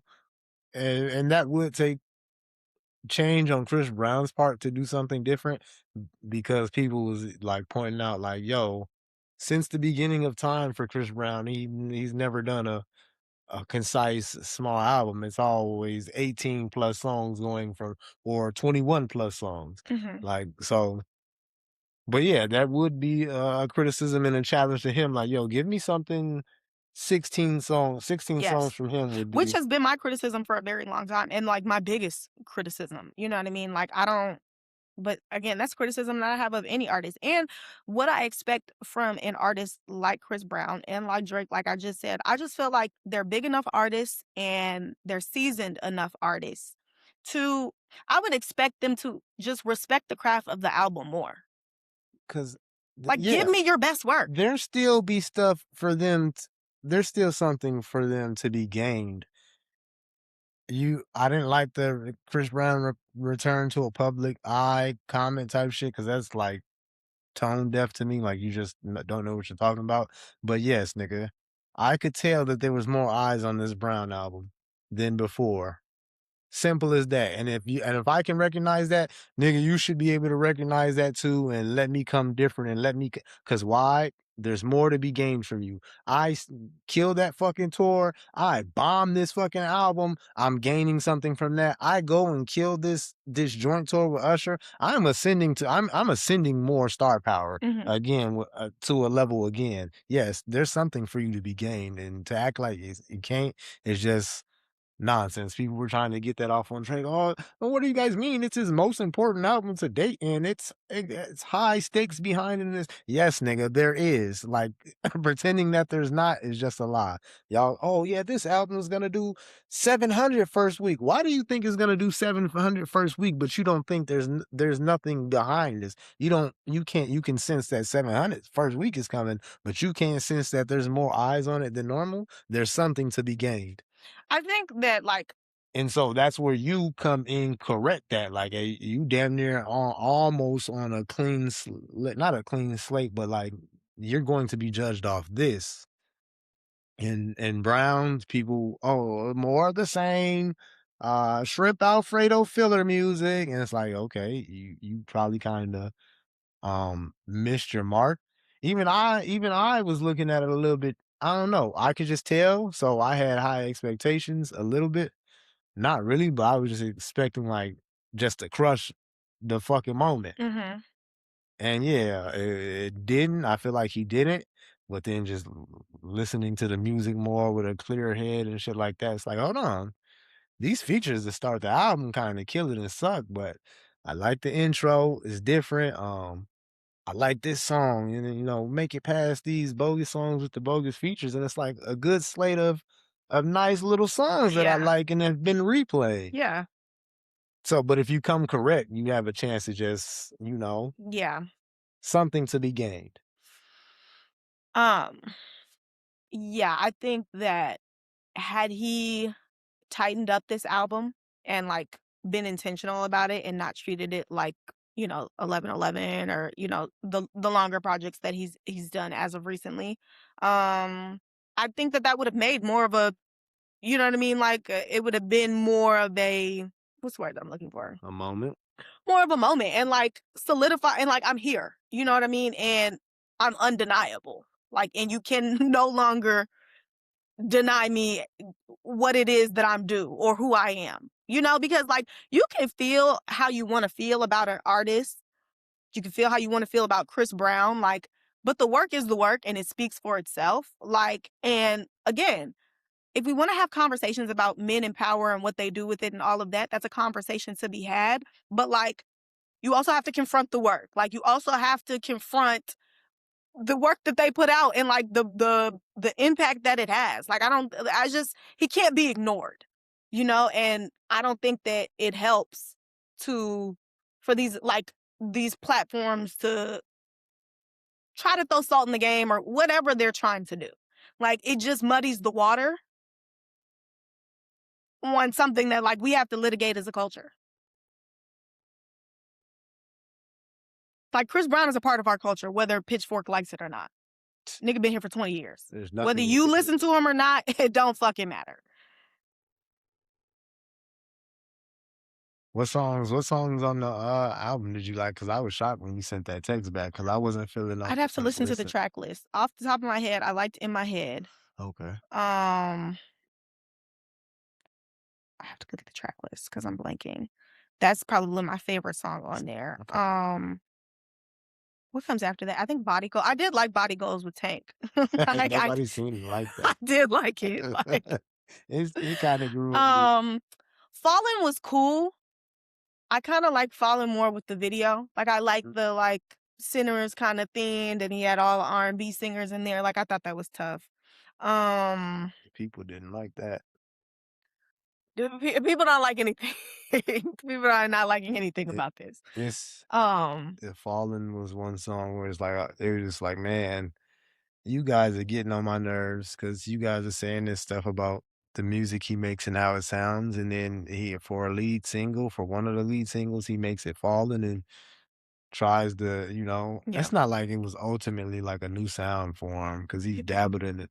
Nah, Oh. he's dabbled in it a little bit, but, yeah. "Oh, I don't like this sound on Chris Brown, and he doesn't have enough soul to," and all these complaints. It's like, alright, that's So why I let me feel see. like You keep pull up the track list. Let me see. So I s do want to say the song, but I some of him and Drake just can't win a certain portion. They just can't win. I don't wanna ultimately throw Drake in there because you defer a little bit from Breezy, let me but see. Um, I liked For the Moment. yeah, I fuck with that. Um, I liked Slow Jams with Lucky Day. That's a banger. In My Head, I said, What's Love? Um, Won't Let Me Leave.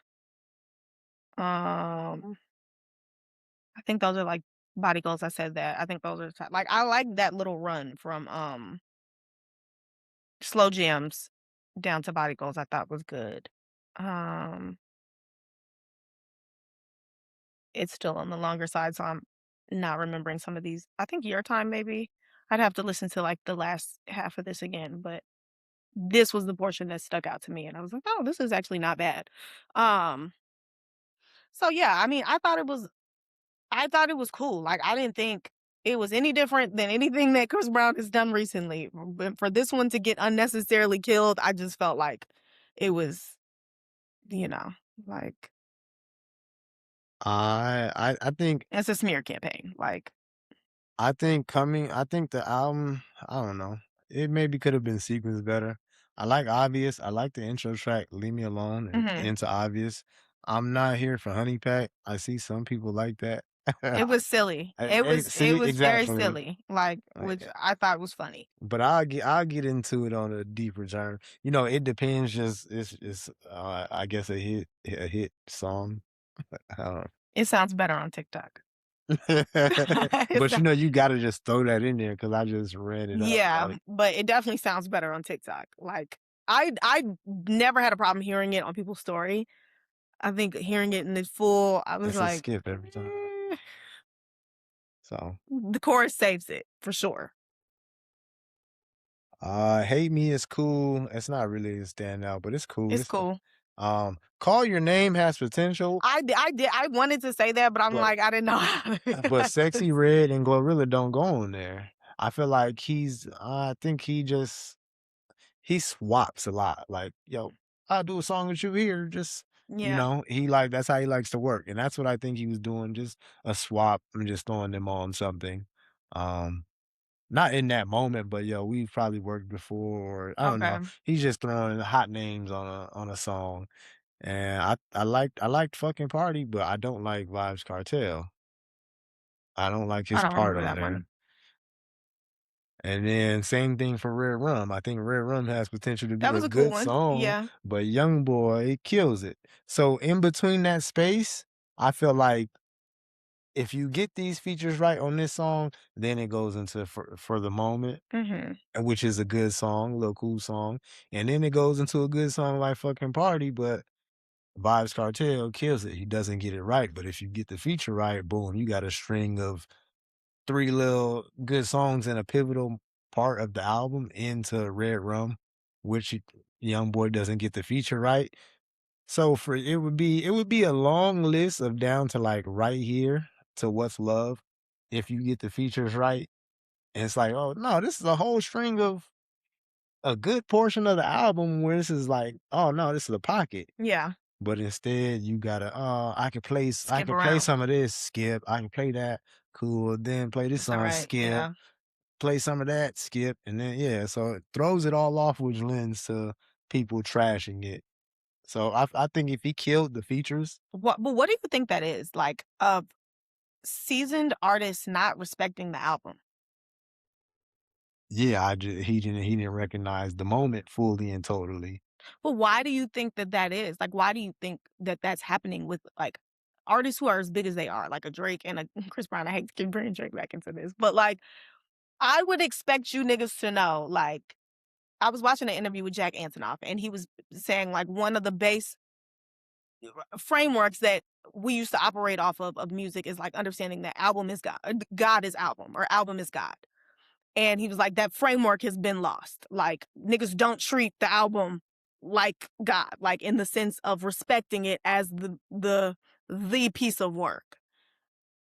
Like, I I don't don't know. get Maybe where it's ego. Oh, I'm Chris Brown. I'm Drake. It's whatever. You know, maybe. Oh, I could just throw them on a song. I'm just, I'm just, I'm just working. I'm just because what I just sense feel what like sense did that's they make on that song? Yeah, I could see some people kinda liking it, but when I don't know, I just feel like everybody just got the Sexy Red part, I think she come first, and then just threw everybody off. It's like, I don't know. Like, you just throwing people on songs, they don't fit. It's not a problem with those features, right. they just don't fit on that song. Young Boy doesn't fit on that Red Rum song. I just feel like I think it's just like streaming in general. I think streaming has warped everybody's fucking mind, and they just I think because there's a sense of like, let's just run it up. And it's just like, let's not. Like, I just feel like it disrespects, like, the album and, like, the importance of the album. And, I mean, to an extent, it's why some of y'all can't move albums, like, actual albums. Yeah, was that not was well, those features, those are run it up attempts. Sexy Red is hot. Glorilla still Glorilla. NBA Youngboy is hot. Like, Vibes Cartel, that was a questionable one, but those 3 for sure, you just trying to run it up, like, and it didn't make any sense. They didn't even sound like they fit on the songs. So I want artists to stop doing that. Like, you have to still make a good album. Like, you that is the story, that is the work. Like, you cannot just give me a bunch of songs and think I'm gonna accept it, because 'cause I'm not. And I'm gonna tell you this shit is ass. Because it when you do that, it messes with my interpretation and my understanding of the songs themselves. yeah. Like, when you just give me a bunch of songs, now I just have a bunch of songs, and I have to take them in the package that you give them, because that matters. Like, you'll listen to an album and you might not love a certain song, but in the context of the album, it works, so it grows on you and you come to like the song. Mhm. When you just give me a bunch of bullshit thrown together, I I don't have a chance to parse out which of these is a grower, not a shower. Like, And I think some people had those compl and that's what I was saying about, like, Drake kinda stepping on his own product right, when you bunched 40 songs and it's like, we just Iceman, it's all Iceman. right. And so and yeah, you just mess yourself up that way and people could tell and it I don't know, yeah, Chris Brown, it don't seem like you just slapped some songs together. It feels like you slapped those features to just on there and it took away from the entirety of The moment. the moment and Yeah, the project and how people view it. Because I like some of the songs on there. And then it lends to people not listening to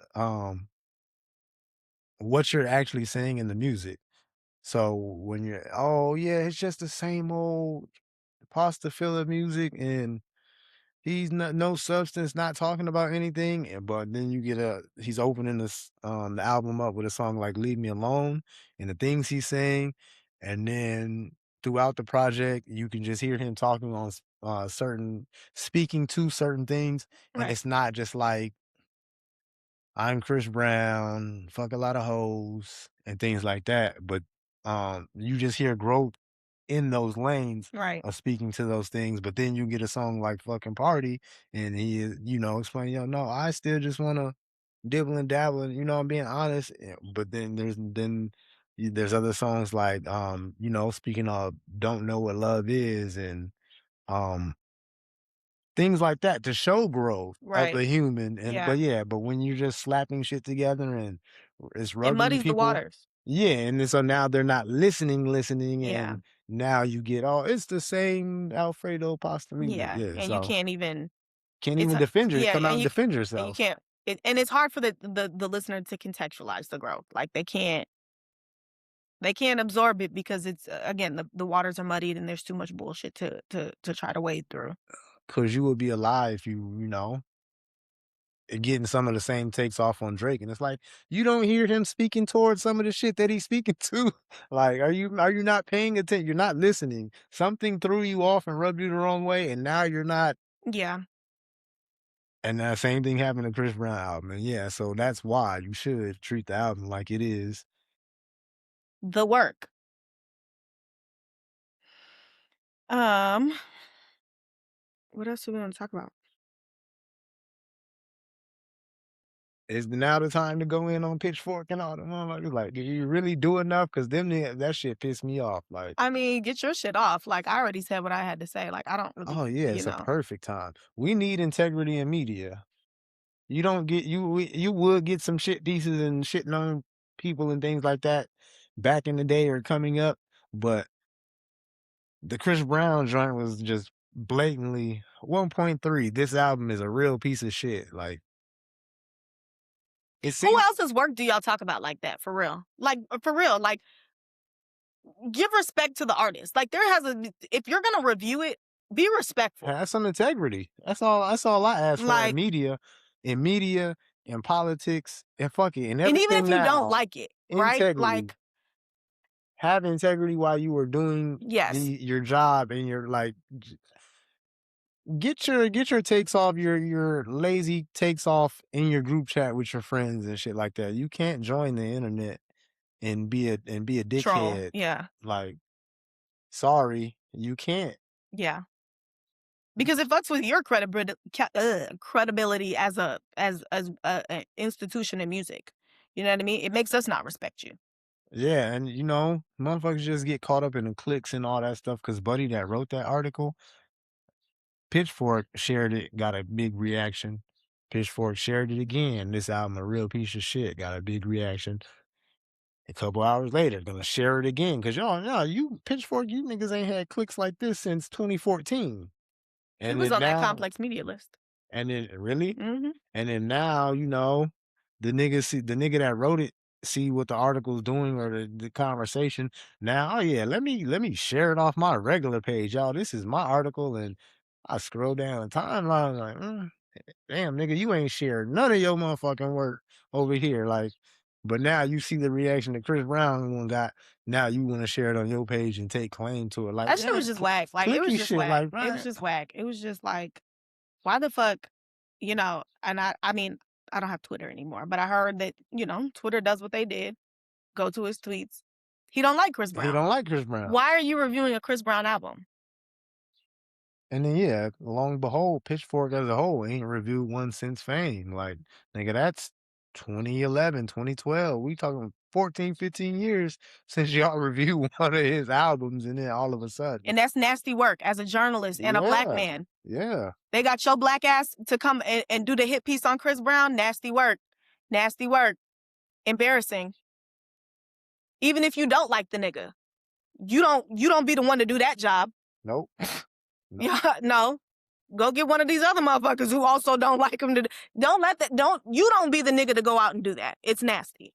It's nasty. Have some integrity. Yeah, that be the biggest thing. I might have even talked about integrity on the last pod, but yeah, I just been wanting to spam that word everywhere. Like, bro, there's just no integrity. You writing that piece, it shows you didn't listen to the music. You started off You came in ready to not like it. talking about Chris Brown's hit chasing attempt, a failed hit chasing attempt. Like, you heard those songs and thought he was hit chasing? I like, I didn't hear one song that like, oh no, this is the hit. Like, I didn't think that about none of them songs. Was it that bad that I didn't get that feeling, or like, or is the writer just completely off and didn't listen? I think, I can understand how somebody could interpret that sound as a hit chasing, but like, I don't, from the context that I have of Chris Brown, at this point, no, I don't interpret that as hit chasing. I think it's just like, His sound. yeah, to a certain extent, you know what I mean? And like, some of those songs do be going up. So it's just like, I can see how one could interpret it as hit chasing, but like, I don't, not there are certain artists who like put out certain songs. I'm not trying to be shady, but like like Sweetie will put out a song that's meant to be a hit or that's like trying to chase a hit. The female rappers we know, their music sounds like, yo, I'm coming to chase the charts. And Yes. I don't think that when I hear like Chris Brown's like I call it kind of run of the mill club music. and I only got that analogy because Capote was talking yesterday, and she's like, no, I just stopped liking Drake's music when it sounded like he's just trying to chase a hit. And I'm like, yeah, I mean, somebody can know, somebody, people notice that. She compared it to the female rappers, and I'm like, okay, this just isn't a random thought that I had. Like, Yeah. we can hear when you're chasing a hit.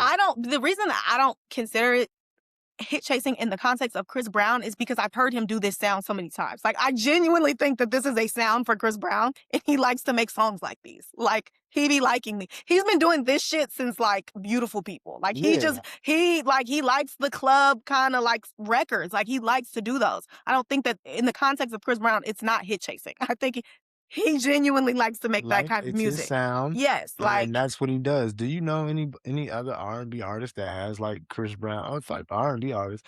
Is there anybody that makes music and has Chris Brown sound? Like, he just might, I don't know, he might be the last of his. no, but like I also think that like what people don't understand or a context that's missing there is like it sort of more so plays to his dancer side.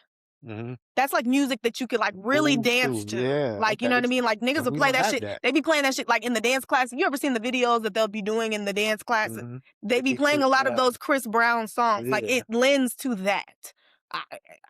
Chris Brown's not trying to chase a hit with those songs. Like Like, he that's just it. genuinely that's his bag. Like he likes music like that and he creates music like that. And we kinda need it. He's the only one that That does it. And I'm fine with it. I don't love all of those songs, no. but like I understand that that's a real side of Chris Brown. Like, And there's people out there that really do love that. I follow a couple dancers on Instagram, and Buddy is always coming down with the Chris Brown choreography. yeah. The t My homegirl's little sister is about 21, 22. They love Chris Brown and his dancing TikToks, and, you know, it's a dancing generation, and they love Chris Brown. Like, I'm not I don't know what the beef be. Yeah, I think that there's some like, I think that, like, I had to, like, come to terms with that with Drake on Maid of Honor. I said, "Oh, Drake, is this a real side of you? Like, you really like to make Yep. this, like, dance music? Like, he really likes to make that kind of music." Like, is it for me? No, but I don't generally like electronic, like, dance music. Like, that's just EDM, like yeah, that's just not me. But I can understand and respect if this is a side of him artistically that he really likes and he wants to make this kind of music. I have to respect it. Okay, cool. Like you really have an audience for that. And I can see that being big in like Europe and you know what I mean? Like and him liking that. Like there's a part of his audience that really likes that. Okay, cool. You know what I mean? no, Like for I've sure. come to accept like that's a side of him. Like it's not a side that I enjoy. No, I don't enjoy it at all, and that's it'd be one of my irks because I feel like, they'll just be cracking the doorway open for I don't know, I don't wanna get into the spiel, but it just be it just be That's a cracking the side of doorway him that I've just open. had to come to accept. Like, okay, he really likes that kind of music. Like or he likes making that Or kind of he's music. trying to run up streams and numbers off of that, like, either he really likes it or that's a It's a little flex. bit with different with Chris Brown because Chris Brown's been doing it for so long that I've just come to accept that that's a real side of him and that he really Oh, well, yeah, that's we part of know his for Chris artistry. Brown, that's for the dancing side and the beats and the movement and how he catches it for sure, but the other guy, For I don't know. maybe this is a new side of him. I feel like he be having This is a new side of him. Gordon or Gordo or Gordon on tapping his shoulder like, "No, you need to be making this like, I'm not sure if that's really Drake or that's just, what I mean, the homie setting up a play. I am not sure, but he keeps doing it. So I'm gonna just start taking him at his word on it. Like, okay, he likes this. And I can see that though. Like when he talks about like Europe and stuff, they love that shit over there. I bet So they I do. can see that that is probably, and Drake's Canadian. Like we gotta keep that keep him in context. He's Canadian. So there's probably a real side of him that enjoys that. And you know, I was getting tight at, uh tweets like, "Oh, maid of honor gonna be slapping all summer. Maid of honor getting played." I'm like, not "Yeah, in any of the spots I man." hang out at. I just see I was bugged up on these tweets because they was coming from black people, but they had to be overseas. Yeah, because I almost I bugged mean, up. I Like, think that where there you niggas getting are this off at? like there's a certain okay, because Drake does like to make music like for girls to like dance to and like there's a certain like okay, so like there's an American version of it and I feel like there's like kind of like a European version of it. Like when he does it with the American version, it's more so of like the New Orleans bounce kind of, whatever. And I can get into a little bit of that like but an album full? I mean, it wasn't even just an album full of it. It was just kind of like, I'm not gonna go too hard. It wasn't for me. It Oh wasn't for man, me. It wasn't for me. But it's for there's a side there's of his a audience that likes it, and yeah. so and I think that he enjoys it too. So yeah, that's why I was saying shit about him and Chris Brown navigate the same lane. There's a lot of similarities. They might not be worded the same, like he got that crowd, Chris Brown got his dance crowd that like to move and things like that that he has to appeal to as Uh huh. well. So yeah, it's just but yeah, I guess it's just really a part of them. Some shit just really a part of them. Um, where are we We at? gotta title this episode Best of Both Worlds. Is that what this is? The rapper, the singer.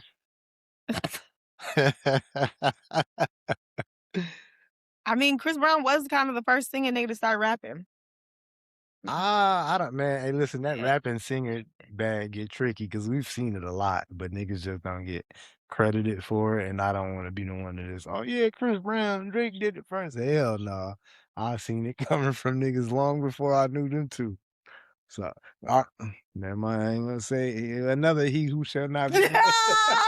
I was thinking of his name and I was gonna say all of them niggas were hanging out with each other at that time. Well, he who shall not be named and Chris Brown were hanging out, and then Drake and he who shall not be named. But so that was a little, they was all doing the rapper singer whatever.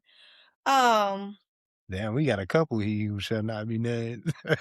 These Yeah, niggas no, be we're not fucking talking up about so yeah, bad. yeah, we're not talking about the big one, the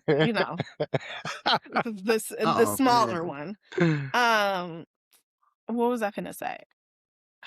Yeah, I mean, back do you wanna do stay on media? Like, Who else was wildin'? It was really Pitchfork I for mean me, and just the fact that none of these places, period, just be having integrity and when they speak on things and looking to just trash an artist or like I'm not looking I just wasn't looking to trash Iceman, like, that I wasn't wasn't my either, MO, like, and it's a lot of shit personally that I look at Drake differently for now that I coulda just went the fuck in and but it's like, because, like, when you're reviewing an album, like, you don't have to necessarily be a fan of an artist, but you do have to be familiar with their work. for sure. Like, you do have to be familiar. Like, you can't just There be history there. how you gonna be a hater and review some shit? Like, you can't. Like, You that's gotta know the not history of some shit. like, yeah, you have to have the context. You have to know the history. Like, you have to know the story of this artist and, where they've been and what this means now. Like, you have to have a lot of the context. And if you're gonna come from a point of view where you already don't like the artist, your opinion on it means nothing because you already don't like this motherfucker. Like, I don't review Travis Scott music. No, I don't know enough about Travis Scott as an artist and I'm to not gonna have nothing to say off top in general. I ain't never liked nothing before and I don't like this. You know what I mean? Like it's just it don't there's no point. My opinion on it is useless. I don't even have a valid opinion. Okay, what about, um, And so that's not shots at Travis Scott. I'm just saying like I'm not a listener. so um what about people saying damn, it's gonna lead right back to Ice, man. I hate that when it's not what it's intended for. But there's people, oh no, you don't like Drake, don't listen to his music. You know you didn't like the last three projects, don't listen to his music. But what about when you guys are just making claims of the music? Are people not supposed to, you know, tap in and check it out to see if about the claims or oh greatest of all time can't miss and music this and music that and Well, I feel it's like like that's the difference, right? Like I feel like that's why everybody don't have um because real quick if these claims is being made about Travis Scott I would have no choice but to hold on let me go tap in. yeah and see what it's about and then decide from that but yeah so what's where's the fine line in that. Like 'Cause you know you don't like Travis Scott, but if niggas was on the internet just, "Hey, yo, for me I tapped personally, into, Brian McKnight sings birds in the whatever trap, that yeah. is." Yeah, cause niggas was going crazy, and I'm just like, "Yo, what the fuck?" Um So I think that I think it depends on have you always not liked the artist, right? Because I don't like at this point in Travis Scott's career, if Travis Scott drops an amazing album, his next album, I'm still not gonna go listen to it. I know enough about Travis Scott's music, or I've heard enough to know that this isn't for me, and I'm not the audience. Okay, and I just felt the same way about Drake and Iceman, like, "Okay, I think, this just isn't for me." yeah, and so I feel like, well, I mean, that's where like some of the stay on that side, like shit gets silly, right? Because I think even I would say personally for myself, from views, like there have been people who are Drake fans who have like tried to accuse me of not being a Drake fan. Mhm. When you're not a Drake sycophant or anybody sycophant, all of a sudden you're not a fan. And that's not the way this shit works. Not at all. Like we listening to music, guys. Like like I don't know these niggas. These niggas don't know me. I don't have no special allegiance to Drake, Kendrick Lamar, Beyonce, Michael Jackson. I don't have no allegiance to these niggas beyond the music that I like. I don't have no reason to big nobody up for anything extra or try to tear nobody down. I'm just giving my opinion on the music. And And so, and the music and the culture, yeah, and and that's it's like, and the culture comes and where now now your what you do and who you are might have to get dissected because what it's leading to. Well, and I think this is a conversation that I wanted to have, like the conversation of culture versus entertainment. Like, which is why where I didn't like the complex media list, because I don't think that complex, I have a lot of qualms with complex. Yep, it's Drake owned, by the way. We knew that. I just wanted to update There to let is you know that. a there's a difference between culture and entertainment. And I don't know that they're great at litigating the two, or helping other people um understand the difference between the two. Like, and this is where, like, you be like, you have to blame Drake for some of this. Like,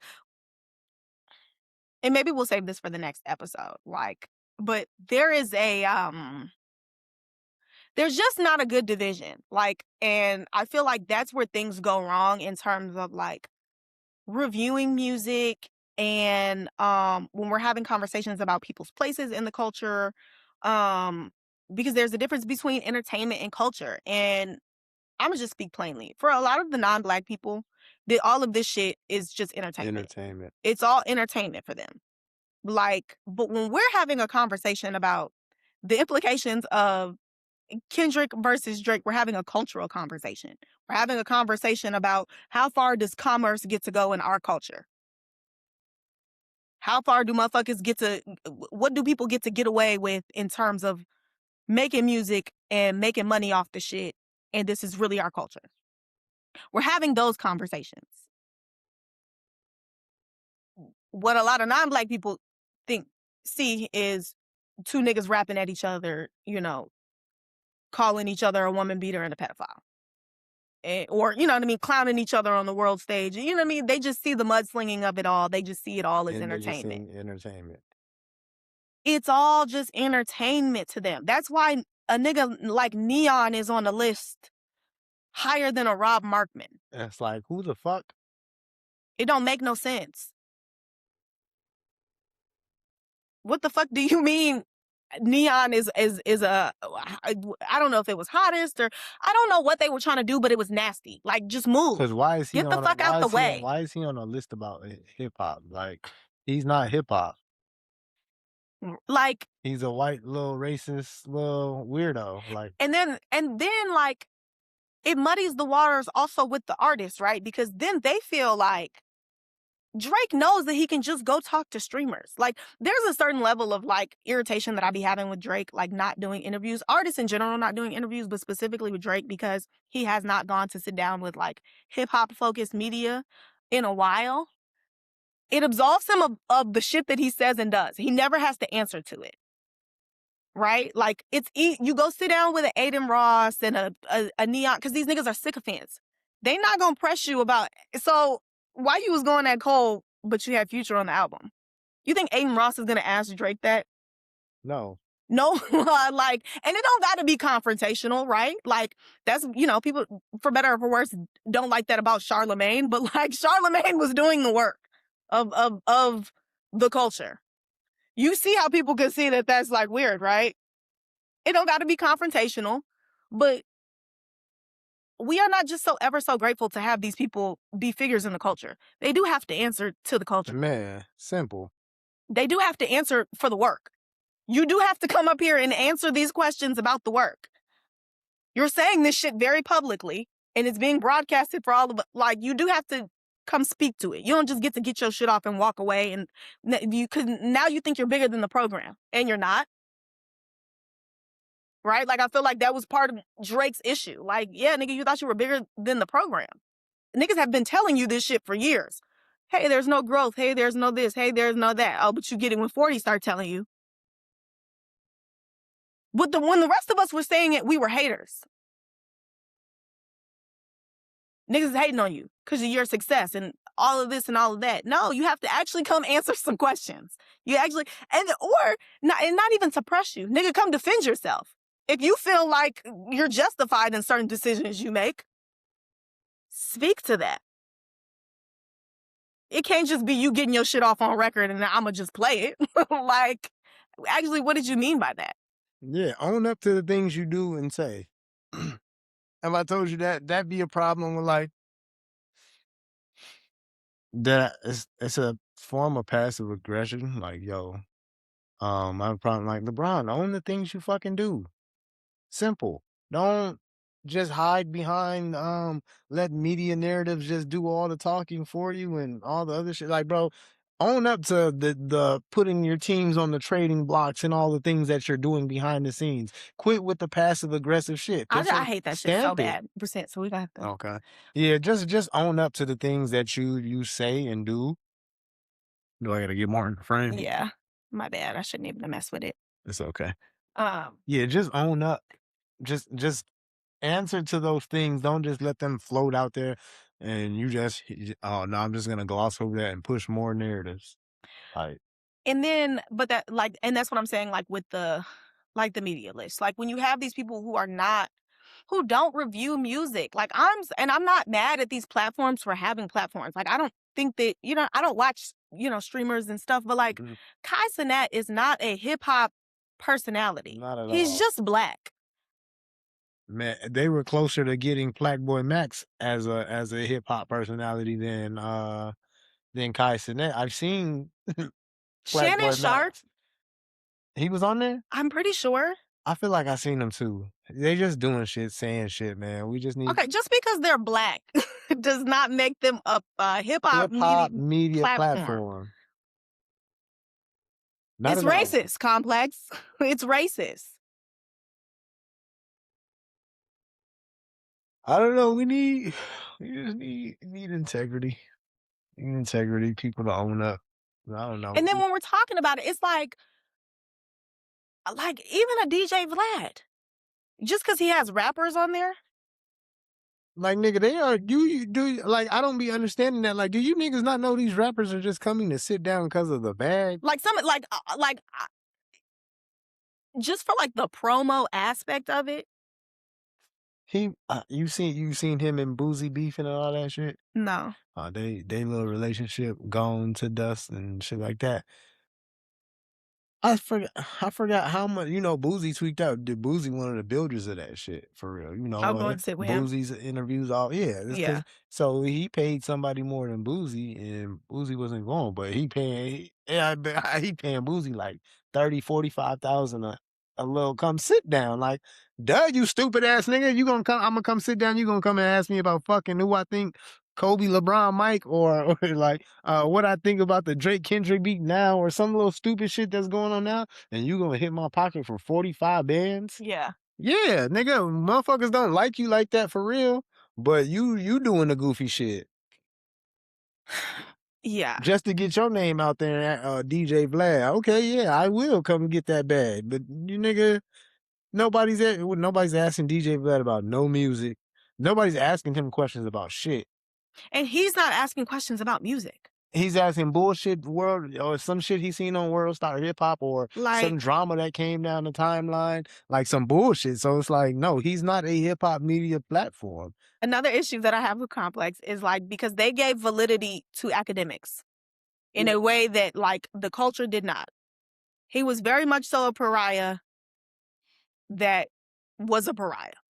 And like it was being called out and that was his place in the culture. Like he was trafficking in nastiness with the Chirac of it all and niggas was calling him out on that. And then here goes Complex, let's give him a show with Joe Budden. Yeah, I was And that gave him validity. yeah, it did. But I was into with my homie the other day. He was just telling me he was just trying to big up academics and streamers, and I don't think them niggas moved the needle. I don't think they moved the needle at all. If I had a project coming out and went like one of them niggas, I would go from selling 0 albums to 0 fucking albums. I just feel like taste wise, what has academics like? First of all, what is his taste? The only taste I've ever seen him have is Drake, Thank you. is being a Drake stan. That's it. I'm not sure what he's given the culture in terms of, like, putting people on to new artists, Nothing. bigging them up. Um, We can go down his Instagram page right now, and the people that he posted to promote, they probably paid him behind scenes to further post, and then, yeah, nobody knows that nigga, nobody knows that song. We don't know that. We don't know him. We don't know her. What is he doing for you guys? like, I don't like, is academics' taste in music respected? No. Like, I feel like that needs to be part of the criteria. Like, w is who have you put on? Who have you co-signed and given to us that's great? Nobody. Nobody. And they're pretty much them niggas are pretty much this past weekend has just been saying like, "Yeah, we get paid for our opinions." Why would I go against Drake and miss the bag and like this, that, and third? Like, oh yeah, your opinions are bought. Platform Max. Like, why would I give my real opinion and fuck up my relationship with Drake and business moves? It's like, oh, okay, yeah. So yeah, you're gonna say it's mid. He wasn't really feeling it. Right. But he gave a toned. It's like, oh, you don't wanna then, everybody's questioning him in chats and things like that, and he goes into the spiel of relationships and being paid, I and think that's so whack. that shit weak. I think that's so You don't whack. need to be if you can't. Keep it real. And, like, also, I think that, like, I think that that's whack on his part, and I think that that's whack on the part of artists. Hell yeah. 'Cause why the fuck do y'all be so mad about one person's opinion? Because they have an audience? Yep, they have an audience, and they told their audience that they wasn't really fucking with your shit. That And doesn't now mean you're that your mad. shit was bad, and Thank you. that don't mean that you got beef with them. Thank you. Get over yourself. But yeah, Kai wasn't feeling none of them Iceman episodes and the music that is on the Iceman and all those things. He wasn't feeling none of those previews. Biggest waste of time. He had to go that hard and shit like that. But yeah, now all of a sudden him and Kai shooting shots and little subliminal shits. Like, oh, okay. You don't like when niggas keep it real, but you trying to pressure these little niggas. You Drake a little bit. Like, But that's so whack to me. And, like, but then we'll go back and go hard against a Rob Markman. Remember when he was in Rob's comments yeah. talking shit? Like, why? 'Cause he's being honest?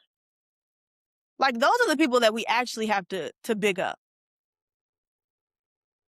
Integrity. Hey, I tweeted some nigga because he said he was saying something at Rob Markman because I think Rob Markman had posted like some Iceman shit, and he was upset that he did, and I'm like, nigga, that's integrity. He's having integrity. No, nigga, I'm not gonna take your pay and big you up, and that's integrity. But I'ma also be honest and hey, yo, Iceman on the way, May 15th. Drake got an album coming. We gonna look at it, talk about it, da da da da da, promo and all that good shit. Why you doing it? And he tried to do this and that, nigga. That's called integrity as well. It's interesting. I hate to give it to him because he's white. I think Rory tries, but I think Maul fucked it up with, you know, being Team Drake. Oh, for sure. I think Rory really tries to give his honest opinion and you know what I mean, all of that, but like it just has it's gone too it looks too Drake biased and you know. And when he tries it, but now, yeah, now when Rory tries to like, Or just my thing is like wear it. You know what I mean? Like my thing is eh, head wears it. I grew up around these niggas. I fuck with these niggas. I really got connections to Dot and TDE. It's okay to wear it. Like it's okay to state it plainly like, but hey, don't act like you're not wearing it. That's the problem. don't act like you're an unbiased, whatever. It's just too much like I mean, we've had this conversation. It's too much wanting to be friends with artists and, Hmm. sycophant and I'm really a fan and now I can't give my real opinion and like, come on.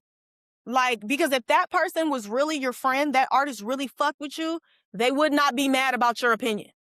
That's why some of the music sound the way it do now around a certain somebody. Like, they would not be mad about that shit. if they really fucked with you. It just gives man, the shit be given like the motherfucker can say they shit is weak, and you be like, yeah, yeah, yeah, that shit is weak. And then you be like, what the fuck? You just really gonna agree with everything this nigga say just cause? Like, we don't need that in the spaces of we're supposed to be criticizing or talking music or whatever. We don't need the just The fandom. I'm gonna let somebody else get their opinion on that one and just it's like, all right, No, man, say it for what it is. Like, and then that's the thing though, like, right? Like everybody wants to have a microphone and a not be real. yeah, like like you done did all this work to build this platform to then be like, oh, I can't say my real opinion. Like that is the risk and that is the job. Like I have thought about What that did for you a think long was time. Like what I'm like, oh, I don't want to, but it's like I don't give a fuck. Like for real. Like I'm gonna say what the fuck I think. I don't know these people. These people don't know me. Like what did you think you were headed for? It'd be crazy, but yeah, man, people just don't be wanting a reaction and care about what other people say and things like that, and they want to act like they're not putting on a facade and but my thing is like wanting to be friends with like these artists more than you give a fuck about the culture. I don't give a fuck about exactly. one single artist more than I give a fuck about the culture. And I was ready to tell niggas I ain't never gonna go against hip hop for Drake. I don't get no fuck. I'm not siding with Drake over hip hop. Oh, hip hop is dead and hip hop need Drake and nigga what? I'm not siding with anybody over the culture. Sorry. It's not gonna happen because why? This shit gonna be here a lot longer than the artist will or whoever is the hot person at the time or whatever the case may be. So it's not worth it and it doesn't make any sense. Cause nobody's bigger than this shit. No one man is bigger than this shit. Nah, I think this shit belonged to Jay-Z. Jay-Z is not bigger than the program. He's not. So Not him, not Beyonce, nobody. nobody, nobody. Mike, maybe.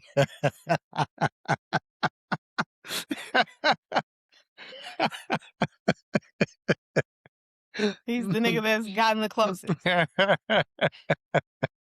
I had to get that joke off because that thing popped in my head. It's I said, like maybe Mike, but that's about it. Yeah. yeah, and because he damn near the birth of all of this. If we everybody want to touch Mike Heights, like niggas got different dreams when they seen Mike doing what he doing at the Man. end. So yeah, he might be the catalyst for all of it. So he might be But bigger he's than the not though. program, You but know what he's I mean? not Like, though. But he's really he's a part of he's a part he's of huge in the the yeah. the legacy and the lineage, but But he's yeah, not bigger than nobody's the bigger than culture. nobody's bigger than the program. Like, and you know that because one of the most iconic moments we have, Mike giving James Brown his flowers. Because everybody was influenced by somebody, Yep. you know? There's all different pieces, that make up the larger story. These people are just people who help make up the larger story of the culture. And that's a time thing. And And so, I bet at one point in time, motherfuckers thought James Brown was bigger than the program or just huge in whatever his own aspect or whatever the case may be. But yeah, time till somebody come along and James Brown and he seems minuscule. Like you just never be bigger than the program. This shit gonna keep going, and you gonna be in a casket going somewhere. Like this shit. Yeah. So I would never go against it for one single individual. right. And you have to keep that at the forefront of it. Like this, I think that the role of hip hop personalities and music journalists is to be in service of the culture, not Facts. to an artist.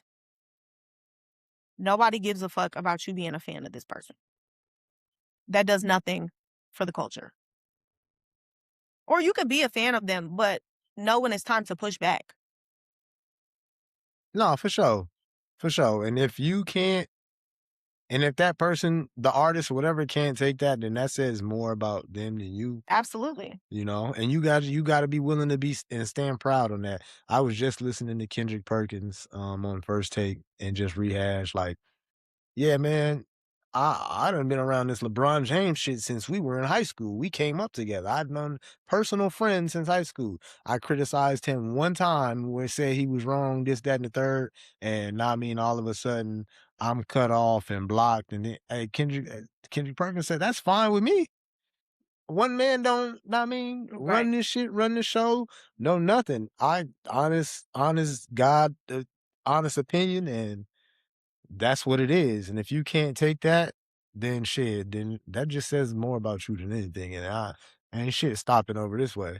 Motherfucker gonna keep doing their reviews, keep listening to music, keep shining a spotlight on different artists and different people and moments in the culture. And that's just what's gonna happen. I think we could leave it there. I feel like we can too. All right, well, we about this thing. That's the Ox Core Killer. God's favorite. Deuces.